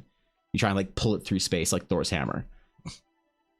But yeah, if you lose your weapon, you get it knocked out of your hand and it flies off the island. Uh-oh. You know? What if you only need a small amount of astral steel, like the sword made of wood, but the edges of the blade is made of steel pieces you carry with you? So I kind of want it from a lore perspective, and tell me if this is dumb, Viddy. I want it from a lore perspective, the actual astral forges to be very important, almost religious places. I want the astral forge to kind of feel, and this was an idea long before Mandalorian came out, but I wanted the forge to feel kind of like the forges in Mandalorian feel. Where it's like this religious place, like the forge. Like, I want the steelsmith that forges astral steel to be a respected, almost religious, like, monk figure. To be someone who is trained in the craft of astral steel and is, like, revered as important. And as they build these weaponry for astral knights, it's like an important thing in their tradition. It's like part of their identity, you know. them crafting a weapon for the Astral Knight that is like unique to them in some way. And that's one of the reasons why I want a permanent weapon that's an individual thing, you know? Mechanically, I know it's not the best idea, but thematically, I like it more. But mechanically, I wonder if there's some like a, you know what we could do? What if there's a compromise where there's a backup? It's like you can use a weapon, a regular weapon as an Astral Sage item or whatever, but you are like limited in what you can do with it in some way. If you have a small amount of Astral Steel, yeah, you can like astratize a weapon and like use it as kind of this like clunky, not really great, not really well balanced. Like you can miss out on a bonus or something when you're attacking or some shit like that. I don't know what it is. But that's kind of like a mechanical backup for players. Is it a thing of them having to have a weapon made of Astral Steel, or they can imbue up Astral Energy like attunement? I kind of want it to be a thing that's like, this has to be this physical thing that is made for you. Like the process of blessing Astral Steel is something that happens at a large level. So there's astral rituals that are complex and difficult sage spells to cast that temples and areas of the world are built around casting. So you can imagine like the spell rune required to do this big spell by an astral sage would have to be the size of like a football field and take like 10 sages to do. And so you can imagine, so here's what an Astral Sage Forge would look like. It's a place of great importance. It's kind of like a Stonehenge looking location with large monolithic stones arranged around a field, or maybe inside a building with an open sky dome, where religious sort of imagery and draped, you know, tapestries are sort of strewn all about, telling the stories of ancient sages. And etched into the ground are lines that form and comprise the runes required to align the stars. And on a certain alignment of an equinox or whatever, you can gather a group of sages to cast this Astral Steel blessing spell that will bless a certain amount of steel or whatever components you have in the center of this like circle to become Astral Steel, to then be forged by the smith during this ritual to create these astral weaponry. Like, I want it to be a very important identifying feature, because I think those kind of features are really good for making a player feel like they are that class as fuck. You know, when you do stuff in a game and you're like, this is some paladin shit right here. You know, like you have like a mage in a mage school, like conjuring the elements in different planes, reaching around, doing shit, you know, aligning spell runes to like, you know, control some like spell wards to, you know, enchant an item so that it blows up when it, you know, sees anyone drinking Mountain Dew or whatever. You're like, this is some mage shit right here. I'm a wizard, you know? Or like warlocks have this whole like pack magic, you know, you go into this dark dream and you're underwater and you can't breathe and you see these eyes in the darkness appear and suddenly you feel your lungs fill with fluid, but it's not water, it's blood, and you cough it up into the water and now you can breathe into the water through this magic, and you're, you know, you see these dark eyes in the distance beginning to light up one by one as this like tome appears out of burning fire underwater in front of you, and you read this profane spell to increase your, you know, tolerance for fell magic so that you can conjure up more powerful warlock spells based on your patron's confidence in you for your physical body to take the magic without shattering. You're like, I'm a fucking warlock, man. This is cool. I want those kind of identities to be very important in my game. And so for the Astral Knights, I think that emphasizing the fact that conjuring your blade, forging your blade is a difficult process. You need your order to do it. You need to be part of an organization. You need to have access to this shit. Or if you don't, there's some other janky ass whatever astral ritual that you can do. It's very dangerous to conjure your own something or another Astral Steel. Like, I want it to be a moment, a very important moment to a player And it's like you go back at like level 8, you can conjure a new, or you can wield a greater astral blade, and you're like, oh shit, what's that? You go back to your forge as a player, and you do this whole thing. Or maybe if you're lazy, it's mailed to you, and your orders are like, here's a new sword, and some mystical elf like comes and appears in your inn one night with a hood on, and he's like, from the Sorges we have deemed you worthy, young one. It is now time for you to take your place among the astral knights as a wielder of greater powers. They flip the fucking sword out, and it's not a seal, forged in the flames of the west as Anduriel once was broken, now is remade, and you're like, damn, Elrond, that's a cool ass sword. You know, like whatever it is, I want there to be a sense of weight behind the identity of your class as you are your weapon. And that's important to you. And I feel like if it's this conjured convenient thing that you can just snap your fingers and it appears in your hands and wherever it is in the world, then it kind of dilutes that a little bit. But maybe not. Maybe I'm dumb. Who knows, man? I might be being dumb.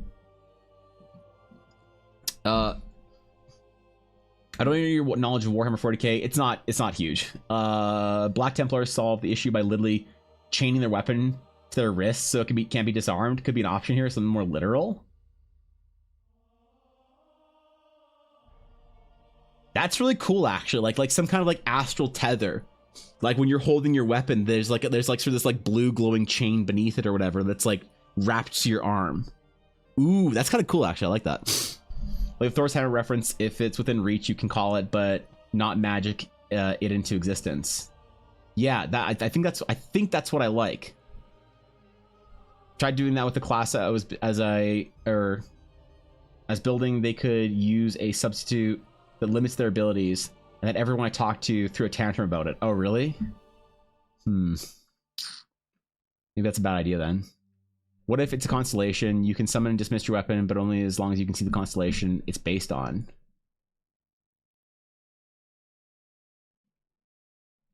How would that work with the Eldari runes? How would I make that work?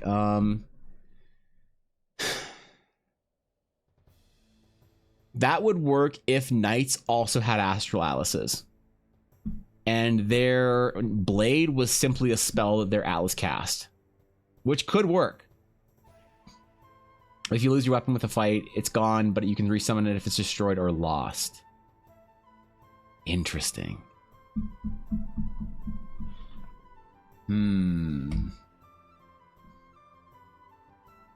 Wait, why is my opacity on this so low?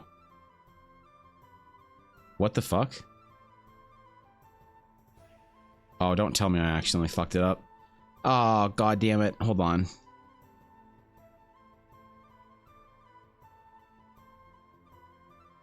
Okay, whatever. I'll just make new layers and merge them down. I do like that idea. Wait, what?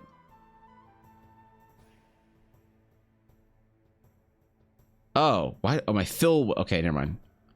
I'm good. Wasn't my pass to use the fill layer? Okay, we're never mind. We're good. I thought I'd screw something up. Apparently, I'm just dumb, which is better. Sometimes you're happy when you're like, oh, I'm just dumb. That's fine. As long as something's not screwed up. It's like a save. And this is all to figure out, by the way, if we need to have some sort of a scabbard or whatever for her blade to fit into.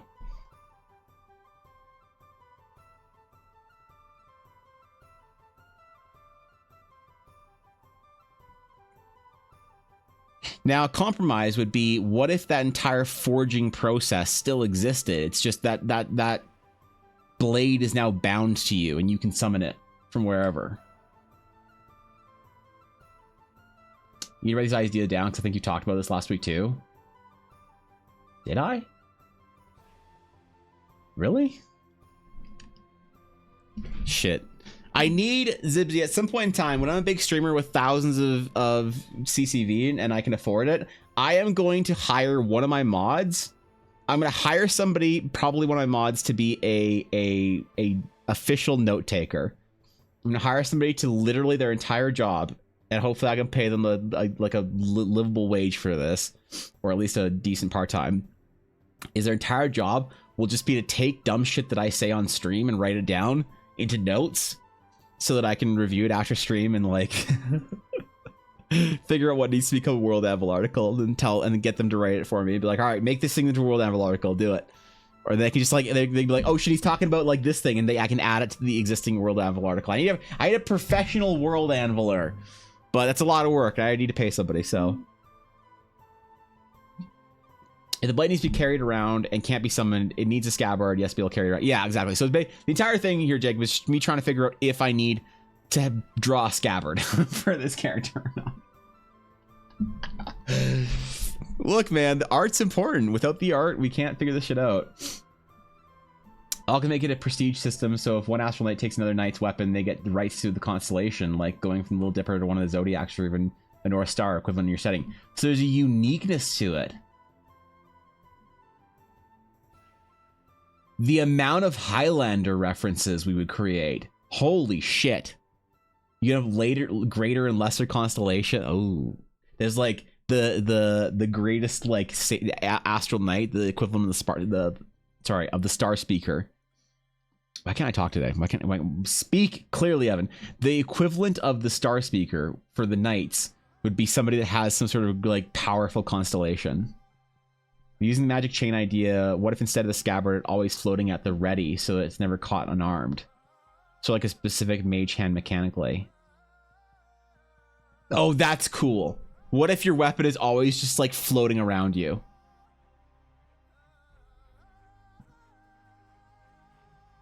Okay, that's I like that more. Yes, Thorkin, when I can pay you, you can be the note taker. Let's crowdsource note taking. Someone start a Google Doc. Yeah, all right. If we do TDC crowdsource note taking, it's just gonna be lol tech meme Evan Enbelkram. There's gonna be like 3 lines of just like the formation of the Astral Sage Order took place in the earliest ages of mortal races on Teleria. The lol kram kek w lol Evan's wearing his hat backwards today kek cat girls. The order was inspired by the original astral sages that found themselves in shamanistic places of worship with... Yeah, it'd be degenerate, okay?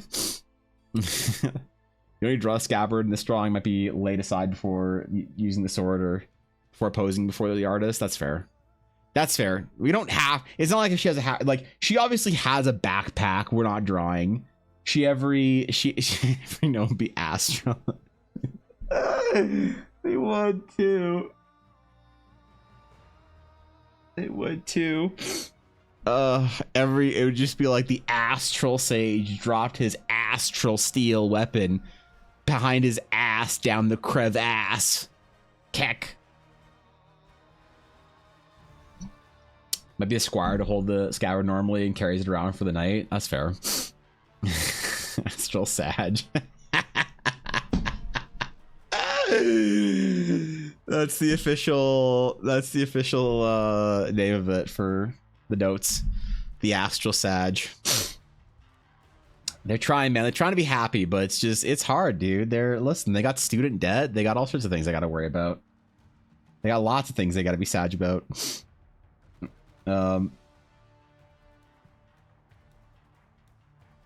So if I say that you can return your weapon to you within, what's a fair amount? 100 feet? 100 feet? I think that's reasonable. So let's find some compromises mechanically. So if you require your weapon to fight, to use your astral powers, you can recall it to you flying through the air within 100 feet. I think it's also fair to say that you always know where your weapon is. So if you drop it down some crevasse in the middle of the earth, you know where it is. If it's stolen in the middle of the night, you're like, oh, it's that way.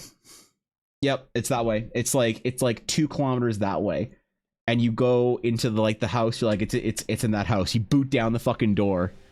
And then, so the problem is there needs to be some sort of magics that the astral knight can cast. without their weapon. There needs to be some like body augmentation, you know, to be able to like punch through doors or whatever. Some shit where you can still fight. You're just not like, you don't get your like swing Gates of Babylon Gilgamesh sword without, you know, is invisible line of sight. I don't want it to just be visible. I like the idea of it's like behind that wooden wall and you just hold your hand out and it just comes bursting through the wall and flies into your hand. So there needs to be some rules around like it makes an as it's flying through the air, it makes, oh, that'd be dangerous though. It makes an attack roll on, actually that's kind of cool though. It makes an attack roll on everything that it hits. And if it successfully makes an attack, like a damage roll on a material, it breaks through that material, you know? But it flies in like a straight line towards you or whatever. Maybe, I don't know. There's different wording we'd have for this. Maybe the whole idea of it just being able to recall it to your hand is easier, but we found a solution for our bot issue. What is the solution? 100 feet is like 4 houses down the street. Yeah, but I like that. Like if it's on the battlefield somewhere, I don't want it to be like within 30 feet or 60 feet. That feels a little like 60. I would compromise with 60 feet. 30 feet doesn't seem very far. 100 feet might be too much. 60 feet might be. Is it dangerously close to the Raiden Shogun? What's how for the hat? Is this a hat issue? Ah shit. You're right. We can't just have you leaving your sword somewhere. And then, like, that would be kind of funny. It's just like, okay, you give your sword to the barbarian. Your barbarian throws it as hard and far as he can across the battlefield, lands in some poor sucker, impales him, and then on your turn, you just recall it to you, just slicing everyone in between the path. Yeah. Sneak also gets the benefit of sneak attack. Consequences of battle when you're fighting in a city with innocents all around. Yeah, through a crowded street, man. Ah, shit. Summon sword to you would be a cool higher level ability as you bond with the sword gets stronger. That's fair, actually. Maybe at certain levels. At like level 8 or 10 or something like that, you can literally just summon your sword to your side. Fun detected. Yeah, you're right. We can't kill all the civilians. After stream enabled onboarding in the server setting, then I not able to make a bot channel that is required in it. Server settings and then make I'm not a bot channel. Interesting. You can do that via Discord. You don't need a bot like a Me6 or Carl or something like that. You can do that through Discord on its own. Interesting. Okay. I will look into that either after stream today or this weekend.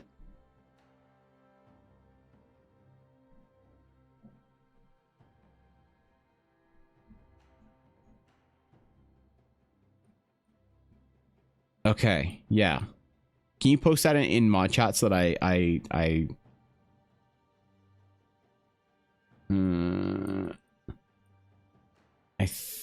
think. Okay, yeah. Post it in mod chat and we'll figure it out. I'm probably GM party player in between the summon sword and after recalling it. Yeah, I would. I absolutely would. I'd put your poor like gnome cleric in between. Onboarding definitely do that. Plus you get access to some cool community channels. Really? Cipher Taco worked well. Where is this shit? Hold on. It's in server settings? No, not user settings. Server settings. Server settings. Hold on, I'm just curious. After stream enable onboarding the server settings, where is it? Onboarding. There we go. Hold on. Welcome to your new members with onboarding. Customize channels and roles for new members. Give them a perfect starting experience. Check it out. Let's confirm your safety setup. Discord raid and DM protection is active. Enable all additional automod settings now. Okay. All right, I will do this after stream. Nobody send me a message on Discord, so I don't forget. All right, cool. Yeah, thank you for that. That'll probably fix the issue. What about a high-level creature that turns a sword into dancing weapon attack on its own? That's kind of sick. I want that to be a... Yeah, I want that to be a thing at some point in time. Most of our weapons have a long range of 60 feet. That seems like a good compromise. 30 feet is normal move speed, so that'd feel weird if the range of the Echo Knight's Echo, which from experience feels very limited. Yeah, I think that 60 or 100 feet is like probably like, I don't know, 100 feels good to me for some reason. 60 feels like it's still too short, but maybe not. Like 60 feet is 12 squares. That's a long, that's a distance and a half.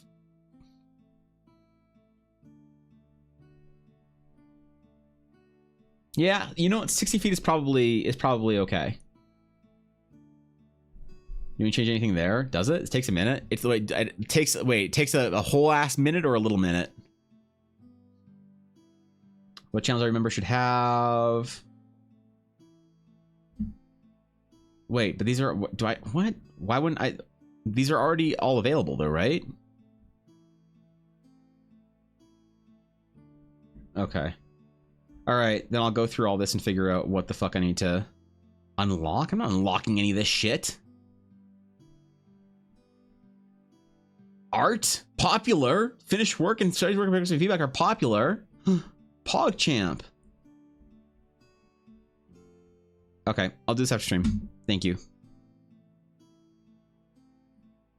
I will and so what does this do for our Discord? It changes into like a community Discord or some shit? Does this mean it's more official?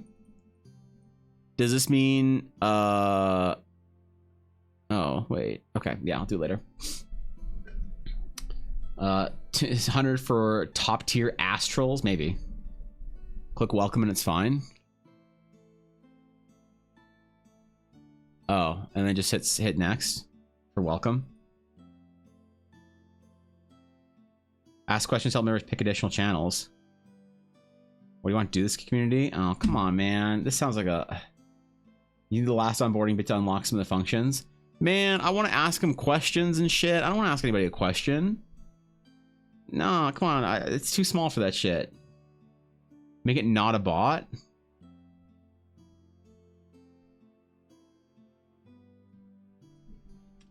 Wait, so... I make the question... like not a bot or whatever. Oh, I see. Okay, so you have to, that's the important thing where you just hit not a bot and then you get access. I see. Okay, got it.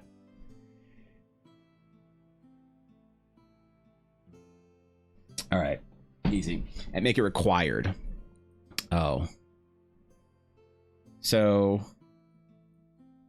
add answer. Not a bot. Optional, want to add some fun? And then is this a thing that you can click, I guess? At least one channel or role is required. General? I feel like I shouldn't be doing this right now. I feel like I should be following a tutorial or some shit.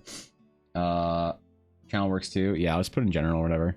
Anyway, I'll do that after stream. So, yeah, apparently I had like a bot or two show up in our Discord recently. So that's weird.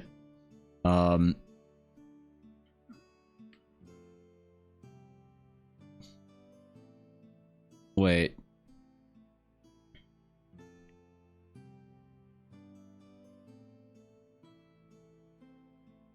Hold up, what is this shit? I just clicked back to my other window and saw this on Twitter. What? Experience the dramatic tale of Minecraft Dungeons and Dragons DLC. Explore locations in the Forgotten Realms, battle beholders, mimics, and more. Choose your class, unlock class spells, and ace abilities to check escape sticky situations. Wait, what is this shit?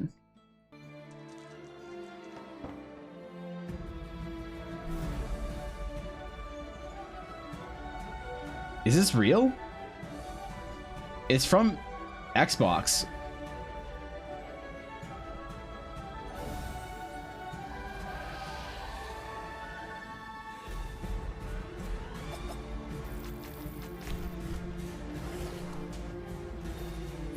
Displacers, beholders,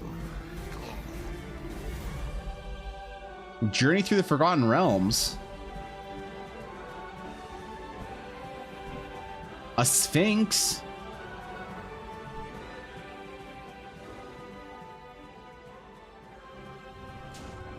Yo, what the fuck? I'm gonna play the shit out of this with Ella.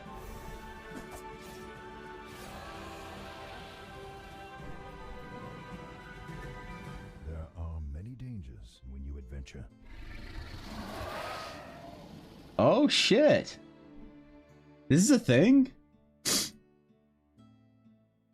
Get DM's request on the daily for some larger servicemen. Oh, really? Gross. All right, how much is it? What do I do? What do I buy? What do I buy? Brandon Dungeons and Dragons and Minecraft has a lot in common. Both games need you to use your imagination. It's a dirt block, or is that a new house? Fair. Both games reward players thinking creatively. Why rush into a dragon's lair when you can tunnel beneath it? As of today, both games can be played together in a brand new Dungeons & Dragons DLC. Are you ready to roll the dice and dive into one of the most exciting adventures RPGs ever to be reimagined in 64-bit blocky glory? Let's go!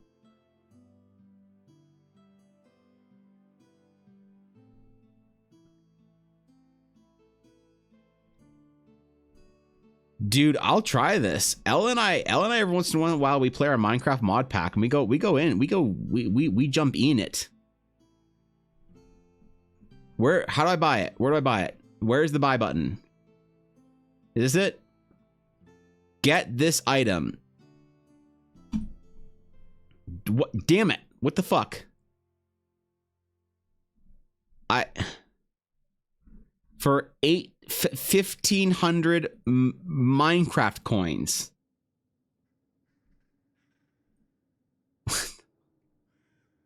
What the fuck? All right, that's cool. That's neat. I'll try it. Why not, man? I'll play some Dungeons and Dragons with Ella. That'll be fun. Maybe we'll stream it. After I fix the Discord, all right? After I do bot protection, okay? That'll be my first priority after stream. I hope it's not too bad. I hope people haven't been getting, like, just rampantly addressed with messages. There was, like, somebody who came in, like, started a bunch of threads, so I had to take thread privileges away. What else? I've had to do a lot to change the Discord. Like, there are things that I wanted to do in the Discord for, like, make it more of a cool, like, community. Like, I want to be less of, like, a streamer Discord and more of, like, a cool, like, community thing for, like, you know, TDC. People posting art and all that kind of cool shit and, like, being supportive and showing off their cool shit. And I wanted to have, like, a going live channel, and I want to have, like, a whole bunch of shit. And I guess you realize very quickly what you can and can't do on your Discord as you grow as a streamer or as a Discord owner or whatever it is. So I don't know. I probably have to make some updates for Discord now that it's, like, larger. It's like more than 500 or 600 members. So they want story time. Oh, right. Okay. Yeah. Sorry. I forgore. I also need to complain about shit. Yuna. Ella's home. She doesn't know how I mean when I say Ella. All right. So as far as the weapon goes, let's see. I think we'll probably make it. We'll use the Thor's Hammer recall idea for now. Regardless of if you can summon it or not, if it's bound to you in any way or not, we will make sure that the item goes through that, like, whole process of forging. That's an important piece of class identity for the Astral Knights. What else? What else did we decide?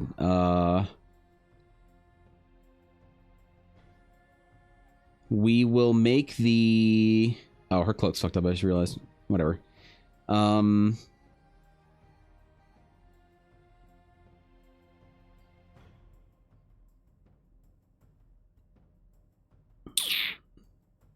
I just don't know if we should have it be summoned or not. Good points in both directions have been made on it today. What's going on, Lycan? Yeah, it has been a while. The tether chain thing. The tether chain thing is kind of cool. Yeah, I like that quite a bit.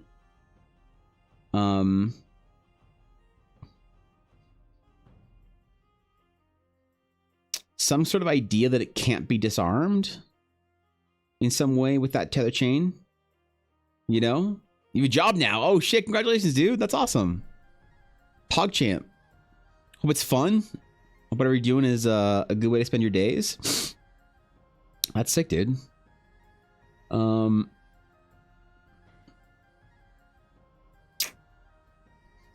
Yeah, and I'll try and figure out more. You know what I'll do? I will try and figure out and make a real legitimate case for it being either a physical item like that you can lose or not. I'll try and make a case for both, and then I'll I don't know, maybe we'll go deep on it in a stream next week. I don't need to commit to this for this piece of art. I don't need to commit to anything right now. You know, I want to sometimes, but occasionally when I hit a wall like this, I shouldn't stop the development of the art, right? So my third week on the job, it's all right. It feels weird being fresh out of uni, working on a campaign idea right now, dude. Yeah, your first job out of university it's a different vibe, right? Like the transition from high school to university is so stark and jarring. And then university to the working world, I guess depending on what your university education was like, and depending on what your programs are like, it can be pretty, harsh or not.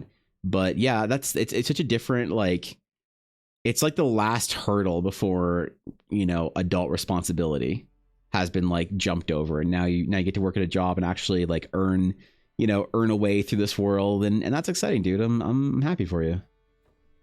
More time to spend being tired. No. More time to make money to pay more bills. No, wait, shit. That's not how it goes. That's awesome. Community work was so relaxing. No more time stress over projects, just the working hours and then done. Yeah, so for me in art school, the last year we had medical school level homework and work projects. It was intentional to push us to our failing and breaking point, because the school wanted only to graduate students who could withstand extremely high pressure situations in design houses and studios. Crazy crunch, ridiculous deadlines. Everyone in fourth year at the end of university, so many people had dropped out or failed. We had half our class from second year to fourth year still there. So many people couldn't take it, and everyone was broken, emotionally, and just had to recover from school when it was over. It was intense. So yeah, working at a job felt like, oh, this is easy.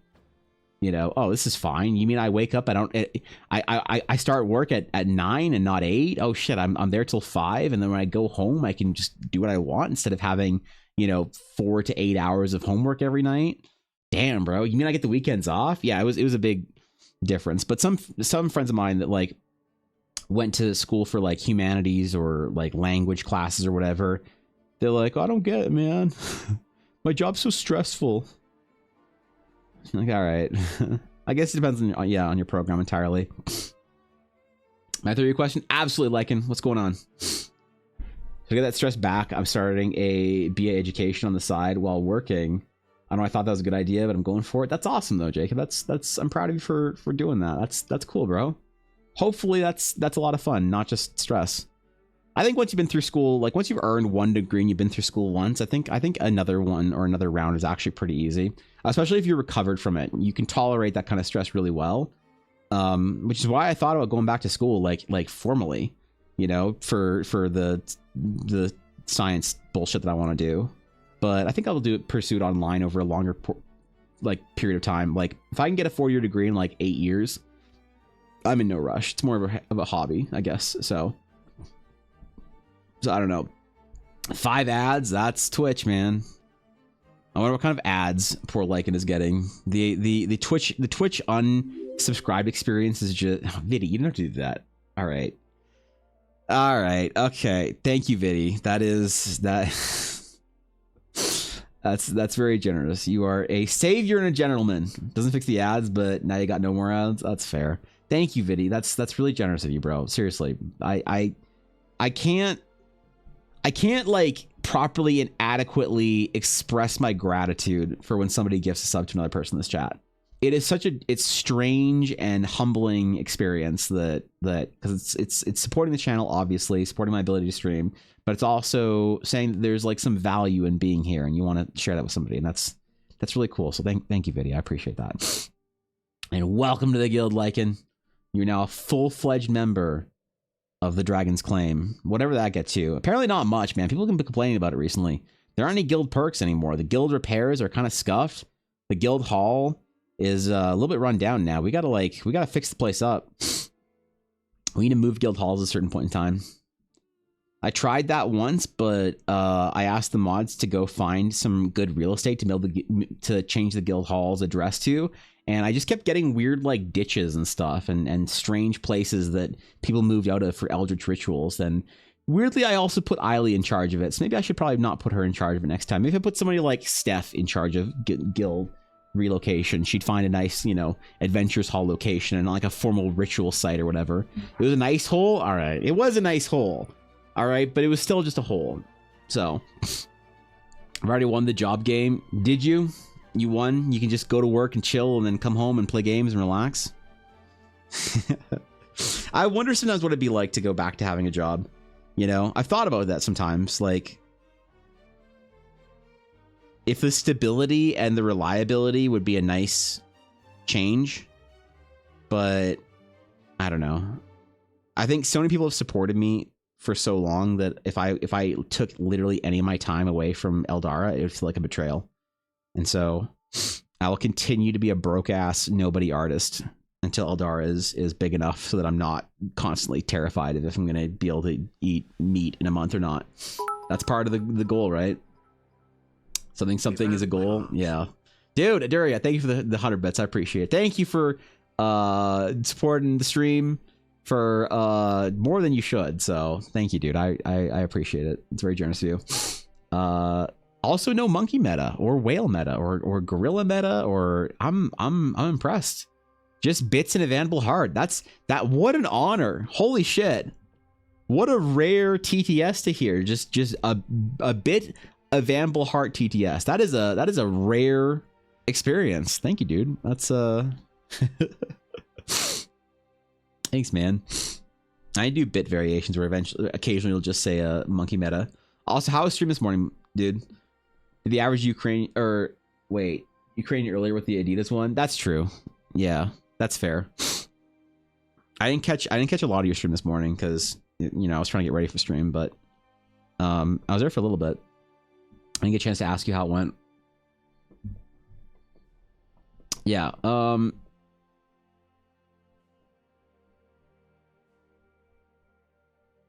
Game's really neat. Yeah, it it looks like something. We were talking about it earlier. I want to do something like a formal like guild hall drawing or something, like a sketch of the exterior. And then I need I want to make this dumb little pixel game that was the interior of the guild hall. That I don't know. I have this dumb idea that I need Dashto and Ella to do for me because they're devs. But I want to do this dumb little thing for the guild hall and make it like a little fun, I don't know, like 1 hour little game out of it that has nothing, no real substance, isn't really any big thing, but it's just like a fun dumb thing for TDC members that I can update for holiday events and stuff. I basically wanted a game like you play a dumb little pixel game. I wanted a dumb game that you could solve little puzzles and stuff around the guild hall, or do very rudimentary combat with around the guild hall to gain collectibles, so that you could do collectibles as holiday events and Eldara Con badge, and you can build an avatar of your adventure or some shit in TDC, and I don't know, do a stupid thing. And if you did Inktober prompts or Lorevember prompts, you get a badge or something in the game. Just a stupid way to show off the time people have been in the guild or whatever, or something dumb to do while we're on stream some days or something like that. I don't know, like a guild waiting room or something. Cauldron, thank you for the tier 1 sub as well. I appreciate that, dude. Seriously, you don't have to do that, bro. I appreciate that. Thanks for bringing Kibby into the guild. That's very generous of you. Begin on the subbing action. Stop, dude. I I've just been talking about bullshit all day. I don't deserve it. I appreciate it though. Thank you, dude. Thank you for supporting the stream. I really, really do appreciate it. That's very generous of you. Okay, hold on. Like and welcome to the guild. Viddy saved you from ad hell from the future. Here's a campaign setup. Group of students, modern, unwittingly pick up the torch of a hero that failed in his mission in order to save the world from merging with an apocalyptic plane. BBEG is merging the worlds through people's hearts and weakening humanity's hold on reality by manifesting people's nightmares. These nightmares manifest into actual classical monsters. If the party does nothing, the world heads to its end. I need a place that's symbolic of the entire situation, almost poetic. What immediately comes to mind? A place? Do you mean like a real world place? A real world place that is symbolic of the entire situation. So mythos, worlds colliding, like a setting kind of area, or like a place to have this campaign set. Because I don't know why I feel it's Final Fantasy Persona. It does. I mean, I was thinking about that. I was like, oh shit, sounds like Persona game. A setting like if you're talking more like a like general setting. Hold on, I'm making a note for myself later. Cape. I would do somewhere like an old European city or whatever, right? Like Paris or something, but maybe that's too difficult to do. If you mean like a setting as far as like, Rome would be cool too. If you mean a setting like a place that exists in a city, like a high school or university or whatever, I think a university campus would be pretty cool. Right? That has like big libraries and statues and museums, things like that. Like, I think that a place that collects a lot of culture would be pretty cool. You know, like I don't know, I like London, I guess, but isn't London a shithole where you get stabbed now if you have a watch over $25? Maybe the fantasy is that you don't. I don't know, dude. Yeah, I do like a university in like Paris or something like that. The central. Pompeii could be pretty. Yeah, Pompeii would be cool. I don't know. That'd be fun. Rome is an interesting vibe though. Not a specific location, just a generic location, small. You said Persona Fantasy, think Velvet Room. Oh, okay. For like a Velvet Room type thing, I would do 100% do like a museum gallery. You know, like a museum wing, right? Because then you could have like shifting or changing exhibits based on the things you're fighting or the manifestations or something like that, or representations of it.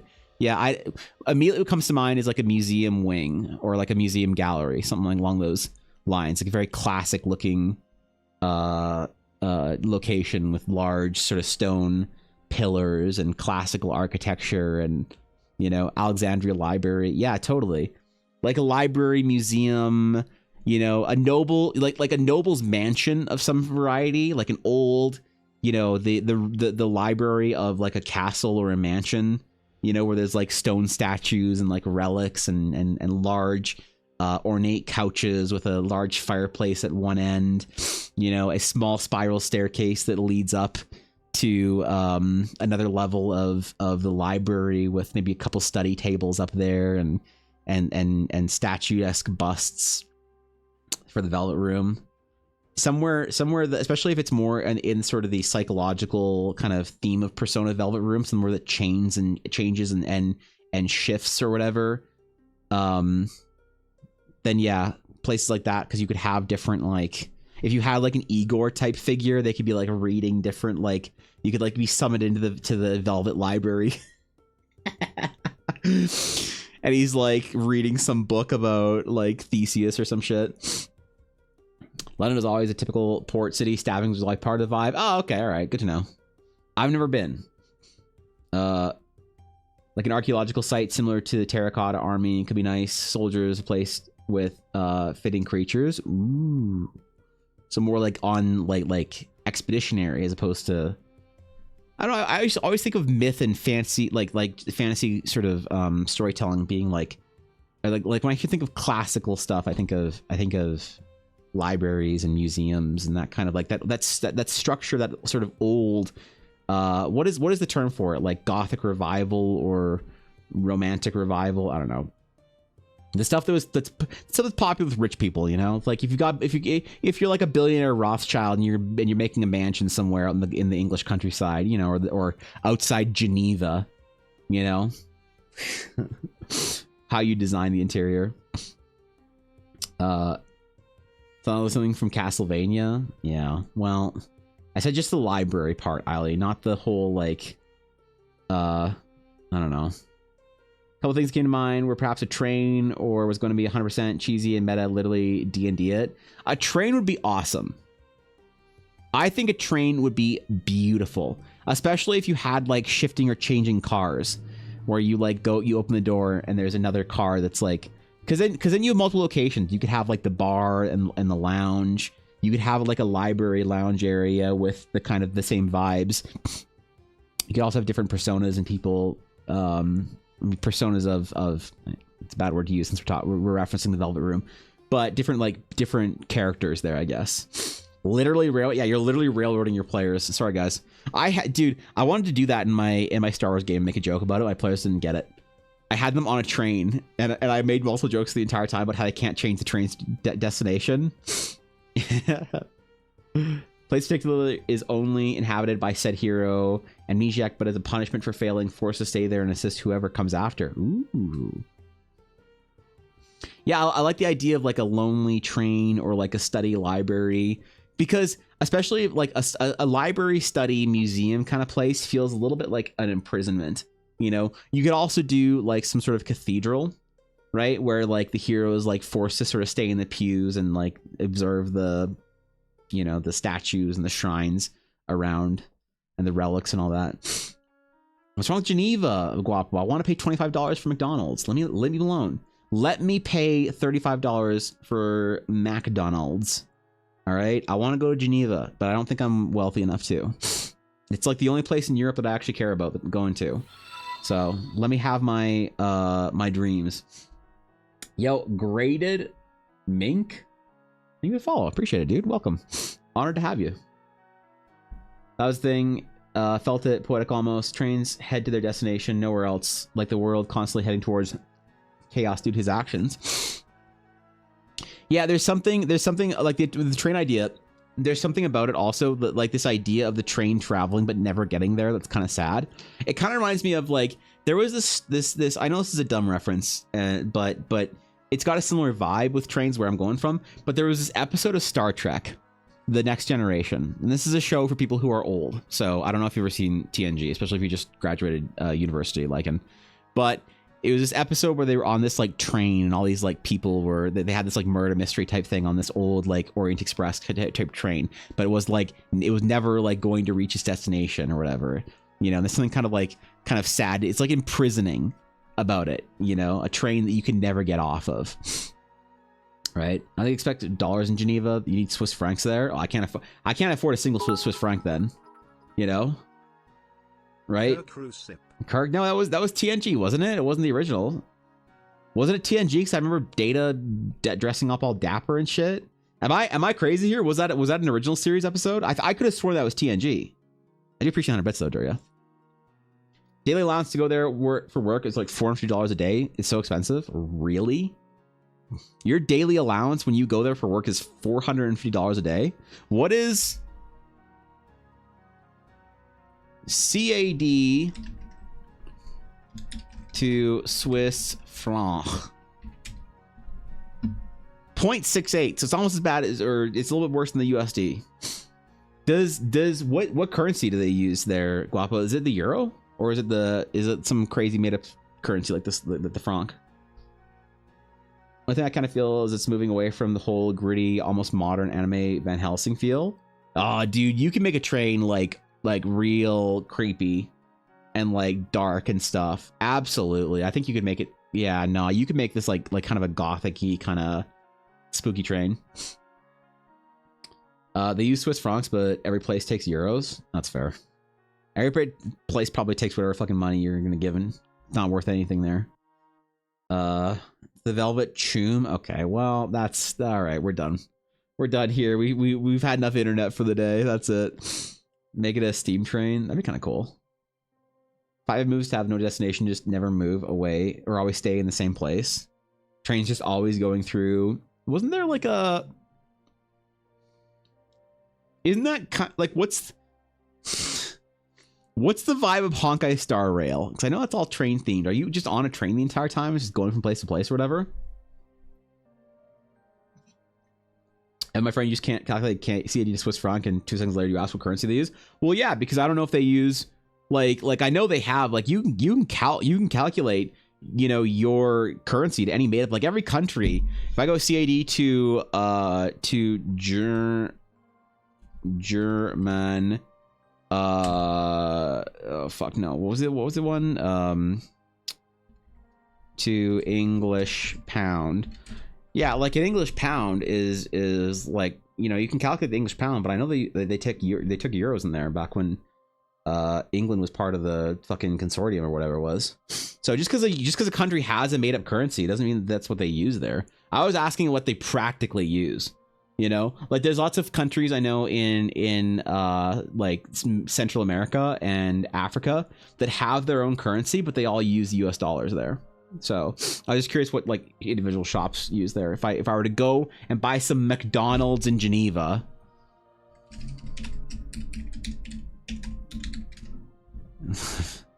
Hold on, I want to see what the price list is real quick.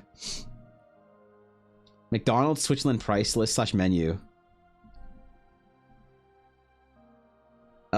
Let's see, a Big Mac is $6.50 CHF.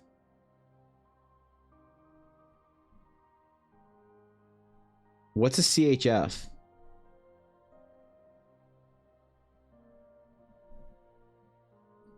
What currency is CHF?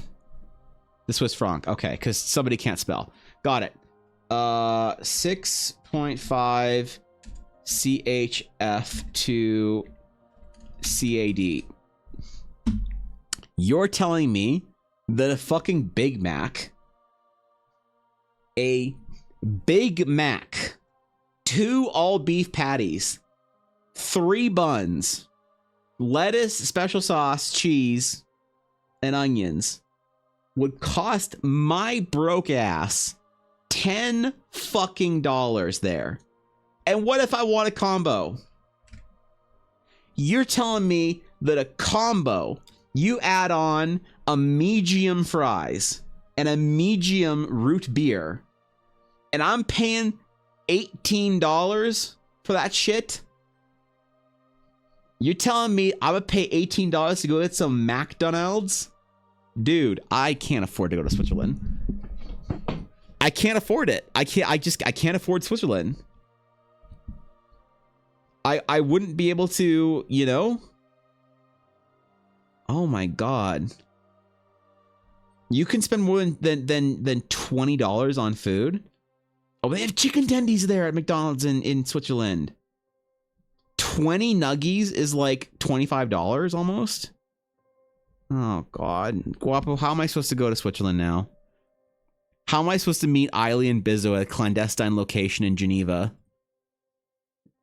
For like, I don't know, a shady art exchange. Now, Honkai is very fantasy sci-fi horny simulator, but I'll be all right. Fair, you're right. I don't need to ask any more questions about it. Love a good medium fries. Yep. Me too, man. That's why I've asked about it. I'm gonna go to Geneva to be super rich or have work pay for you to be there. Fuck. Maybe we'll do Eldaracon in Geneva. And then I can write the whole trip off. Would anyone go to Eldaracon EU if it was in fucking Geneva? Probably not. Everybody would be too broke. I know what the easiest, like, what's the cheapest European country to go to that I wouldn't also get stabbed in? And don't forget, I have pretty high, like, low tolerance for my risk of getting stabbed. I live in Canada. And I live next to rich people in like the small, like, poor people house that looks like it's next to rich people. So like I live in a nice area, bro. My risk of stabbing is not high here. All right. I don't even live in like when I grew up in Calgary, I lived on the safe side of the city.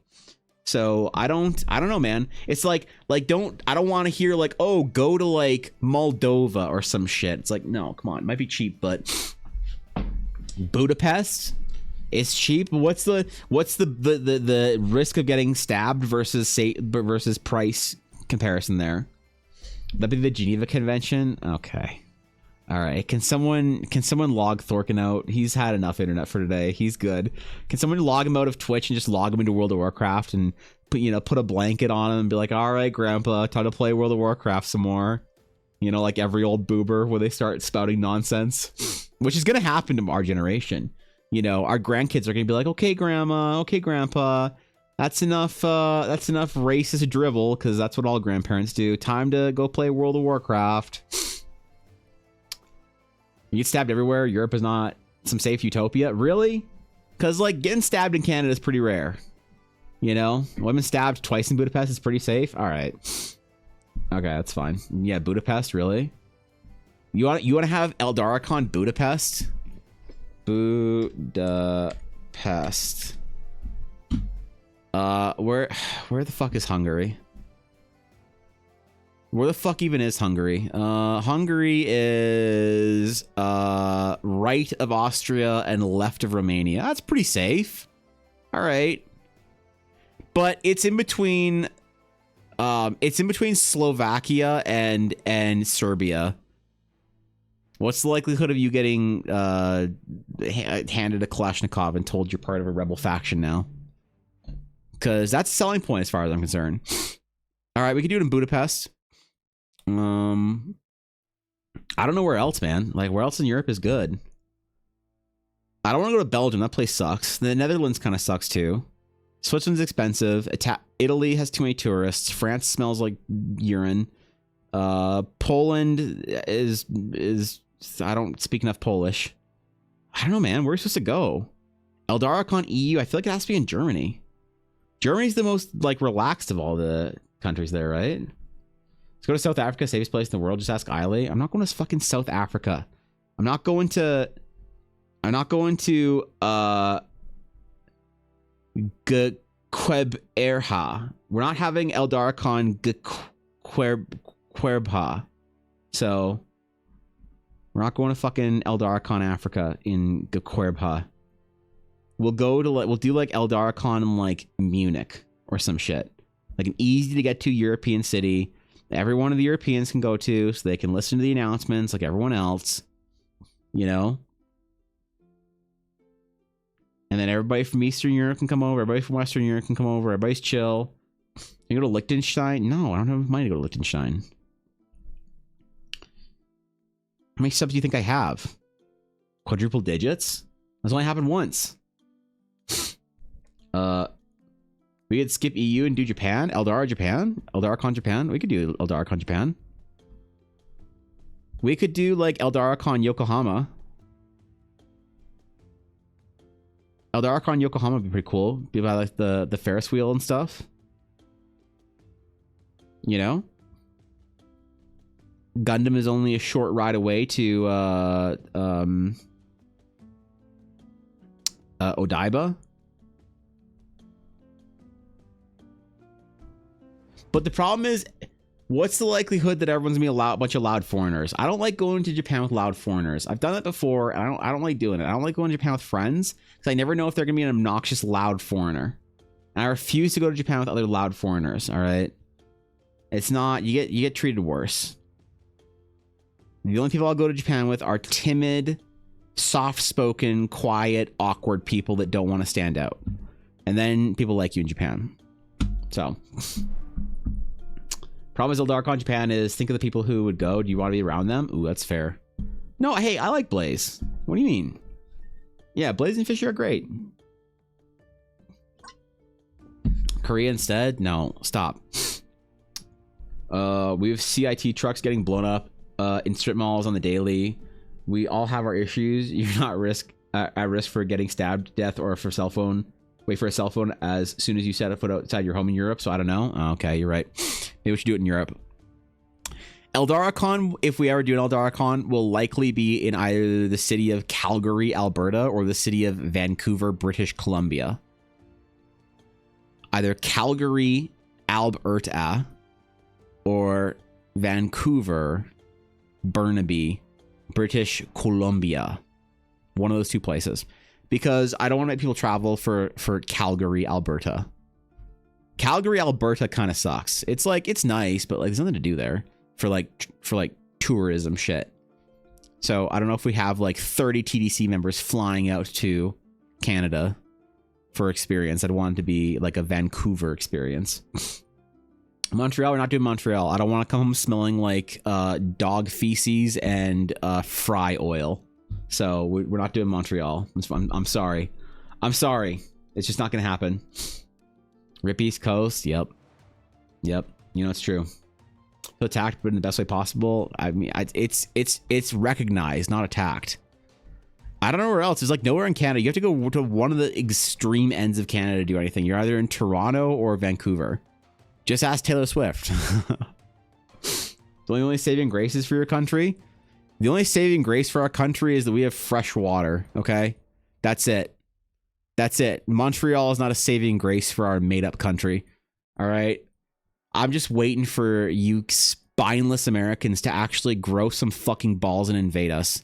All right. Russia just annexed part of Ukraine. Why can't you guys annex part of Canada and just make us like just you're American now? You get access to Amazon Prime and American shipping rates.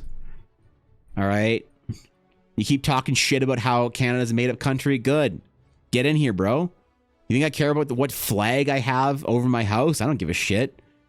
Call me an American. I don't care. Do I get access to American Amazon Prime? Sign me up. Let's go. Giddy up, bro.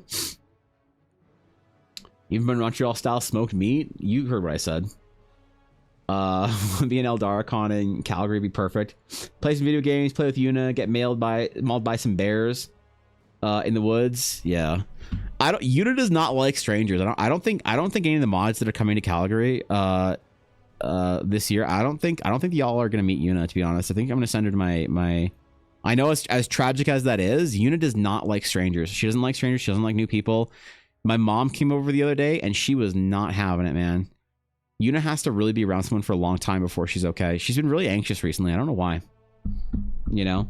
I don't know why. Maybe we'll have her for one night or whatever, like if you guys come over.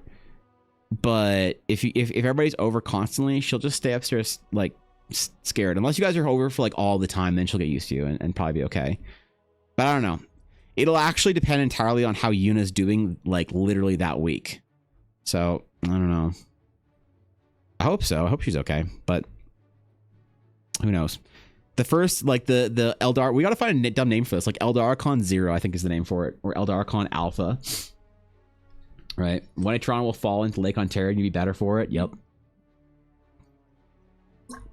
We just need, like, I'm willing, if America wants to take, if you guys want to take Yukon, Northwest Territories, and Alberta and Saskatchewan, you guys can just have the whole central strip all the way up to Alaska. You know? Y'all can come in, you can invade from Montana, you can roll through Alberta and Saskatchewan, you can take Northwest Territories and Yukon and just connect with Alaska and then squeeze British Columbia into joining later. All right. Canada can keep Nunavut, Manitoba, Ontario, Quebec, and all the shit nobody cares about over there. Canada can keep all that and it's fine. All right. Ontario thinks so highly of themselves and Quebec thinks so highly of themselves. They don't give a shit. If you took all of Canada away west of Ontario, so Manitoba onward, if this all became bonus America, nobody in like this part of Canada would give a shit. They'd be like, thank God they're gone. So it's fine, man. I'm happy to be American if y'all give me access to Amazon Prime America and American shipping for the Pokemon Center USA. Do you know how much money it is to ship something to Canada for like the Blizzard game store? Every time you see free shipping on a website for like free shipping over $100, it's not free for me. It's still, it's like $30 at the minimum US. All right, that's enough complaining about things nobody cares about. Which is really the theme of my stream this week, I feel like, which is kind of nice. I've been enjoying it. I've been enjoying relaxing and just chilling. So, okay, we got some interesting ideas today for their Astral Nights. So I appreciate the conversation we had on that. That was pretty fun. We'll be live tomorrow. Will I shave my beard for tomorrow? Who knows? We'll have to see. Will my beard show up on camera tomorrow? I don't know. I think my webcam, because I have like one of the Logitech like brios, it doesn't show like this is all beard right here. But I think it tries to correct and smooth your skin for like imperfections, so you can't really see the beard, which is kind of weird. It's really strong.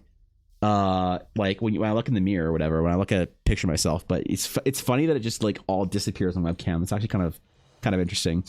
I don't know. These webcams are built to make us look better, I suppose. But who knows, man? Keep the stash though. I don't know. The worst part is the stash. I don't like it. It looks weird when I'm on stream though, because it's just like it looks like my cheeks are empty, but I have this like stash and chin thingy. I don't know, I'm giving my skin a couple like a week or two off of shaving. I feel like it's important every once in a while to like for my skincare to just like not shave for a couple weeks and just give my face a chance to chill, you know. So I'm doing that right now. But probably the window lighting washes out. Probably. Oh, it's a little bit better. Not really, actually, on the side a little bit, but my camera is calibrated for my light to my window light. Because even though it's overcast and shitty out right now, I figured this out during my subathon when I was live for like 12 hours. And my camera or my like window light wasn't there because it was like dark out into the evening, and the lighting looked really weird. So if my blinds are closed or it's dark in here, my lighting is not calibrated for that. Because I used to have my window closed and my blinds closed, and I calibrated my light for just being in this room early in my early stream days, because I wanted to be able to like have consistent lighting no matter what. But I realized just being in the dark the whole time was just depressing for me, so I had to change that. Either way, yeah, I'll be live tomorrow, so thank you guys for hanging out today. I really appreciate it. I appreciate you spending part of your day with me and hanging out. I hope you had fun, because I certainly had fun today. I don't know, man. Just have a great rest of your day, whatever you're doing, bro. Where's my outro? Streaming outro. There we go. All right, I'm gonna go get some food. I'm gonna go try and fix the Discord after, and I might get it done today. I might just put it off into the weekend because I have a lot to do this week. I got commissions to finish. I got rewards to send out. I got Patreon to do. So either way, have a great rest of your day. Thanks for chilling. Go TPK your party, man. You guys deserve it. Y'all DM's been playing way too fairly. You deserve to TPK your party. If you need some, if you are looking for a sign, this is your sign. Reinforce who is the leader of this group, who controls the power, who is the Iron Fist, and TPK those ungrateful bastards. When was the last time they legitimately said, hey DM, thanks for the game. I really appreciate you spending all your time and effort. Exactly. TPK your party. Until next time, my friends. Farewell.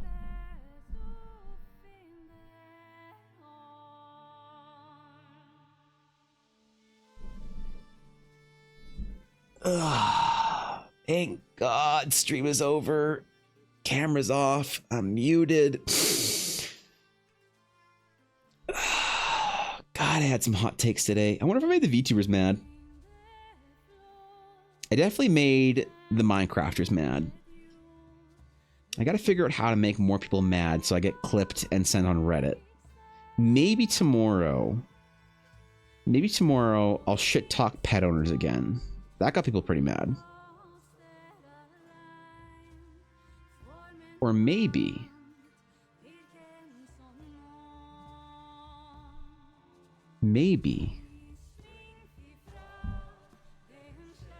the true way to get clipped out of context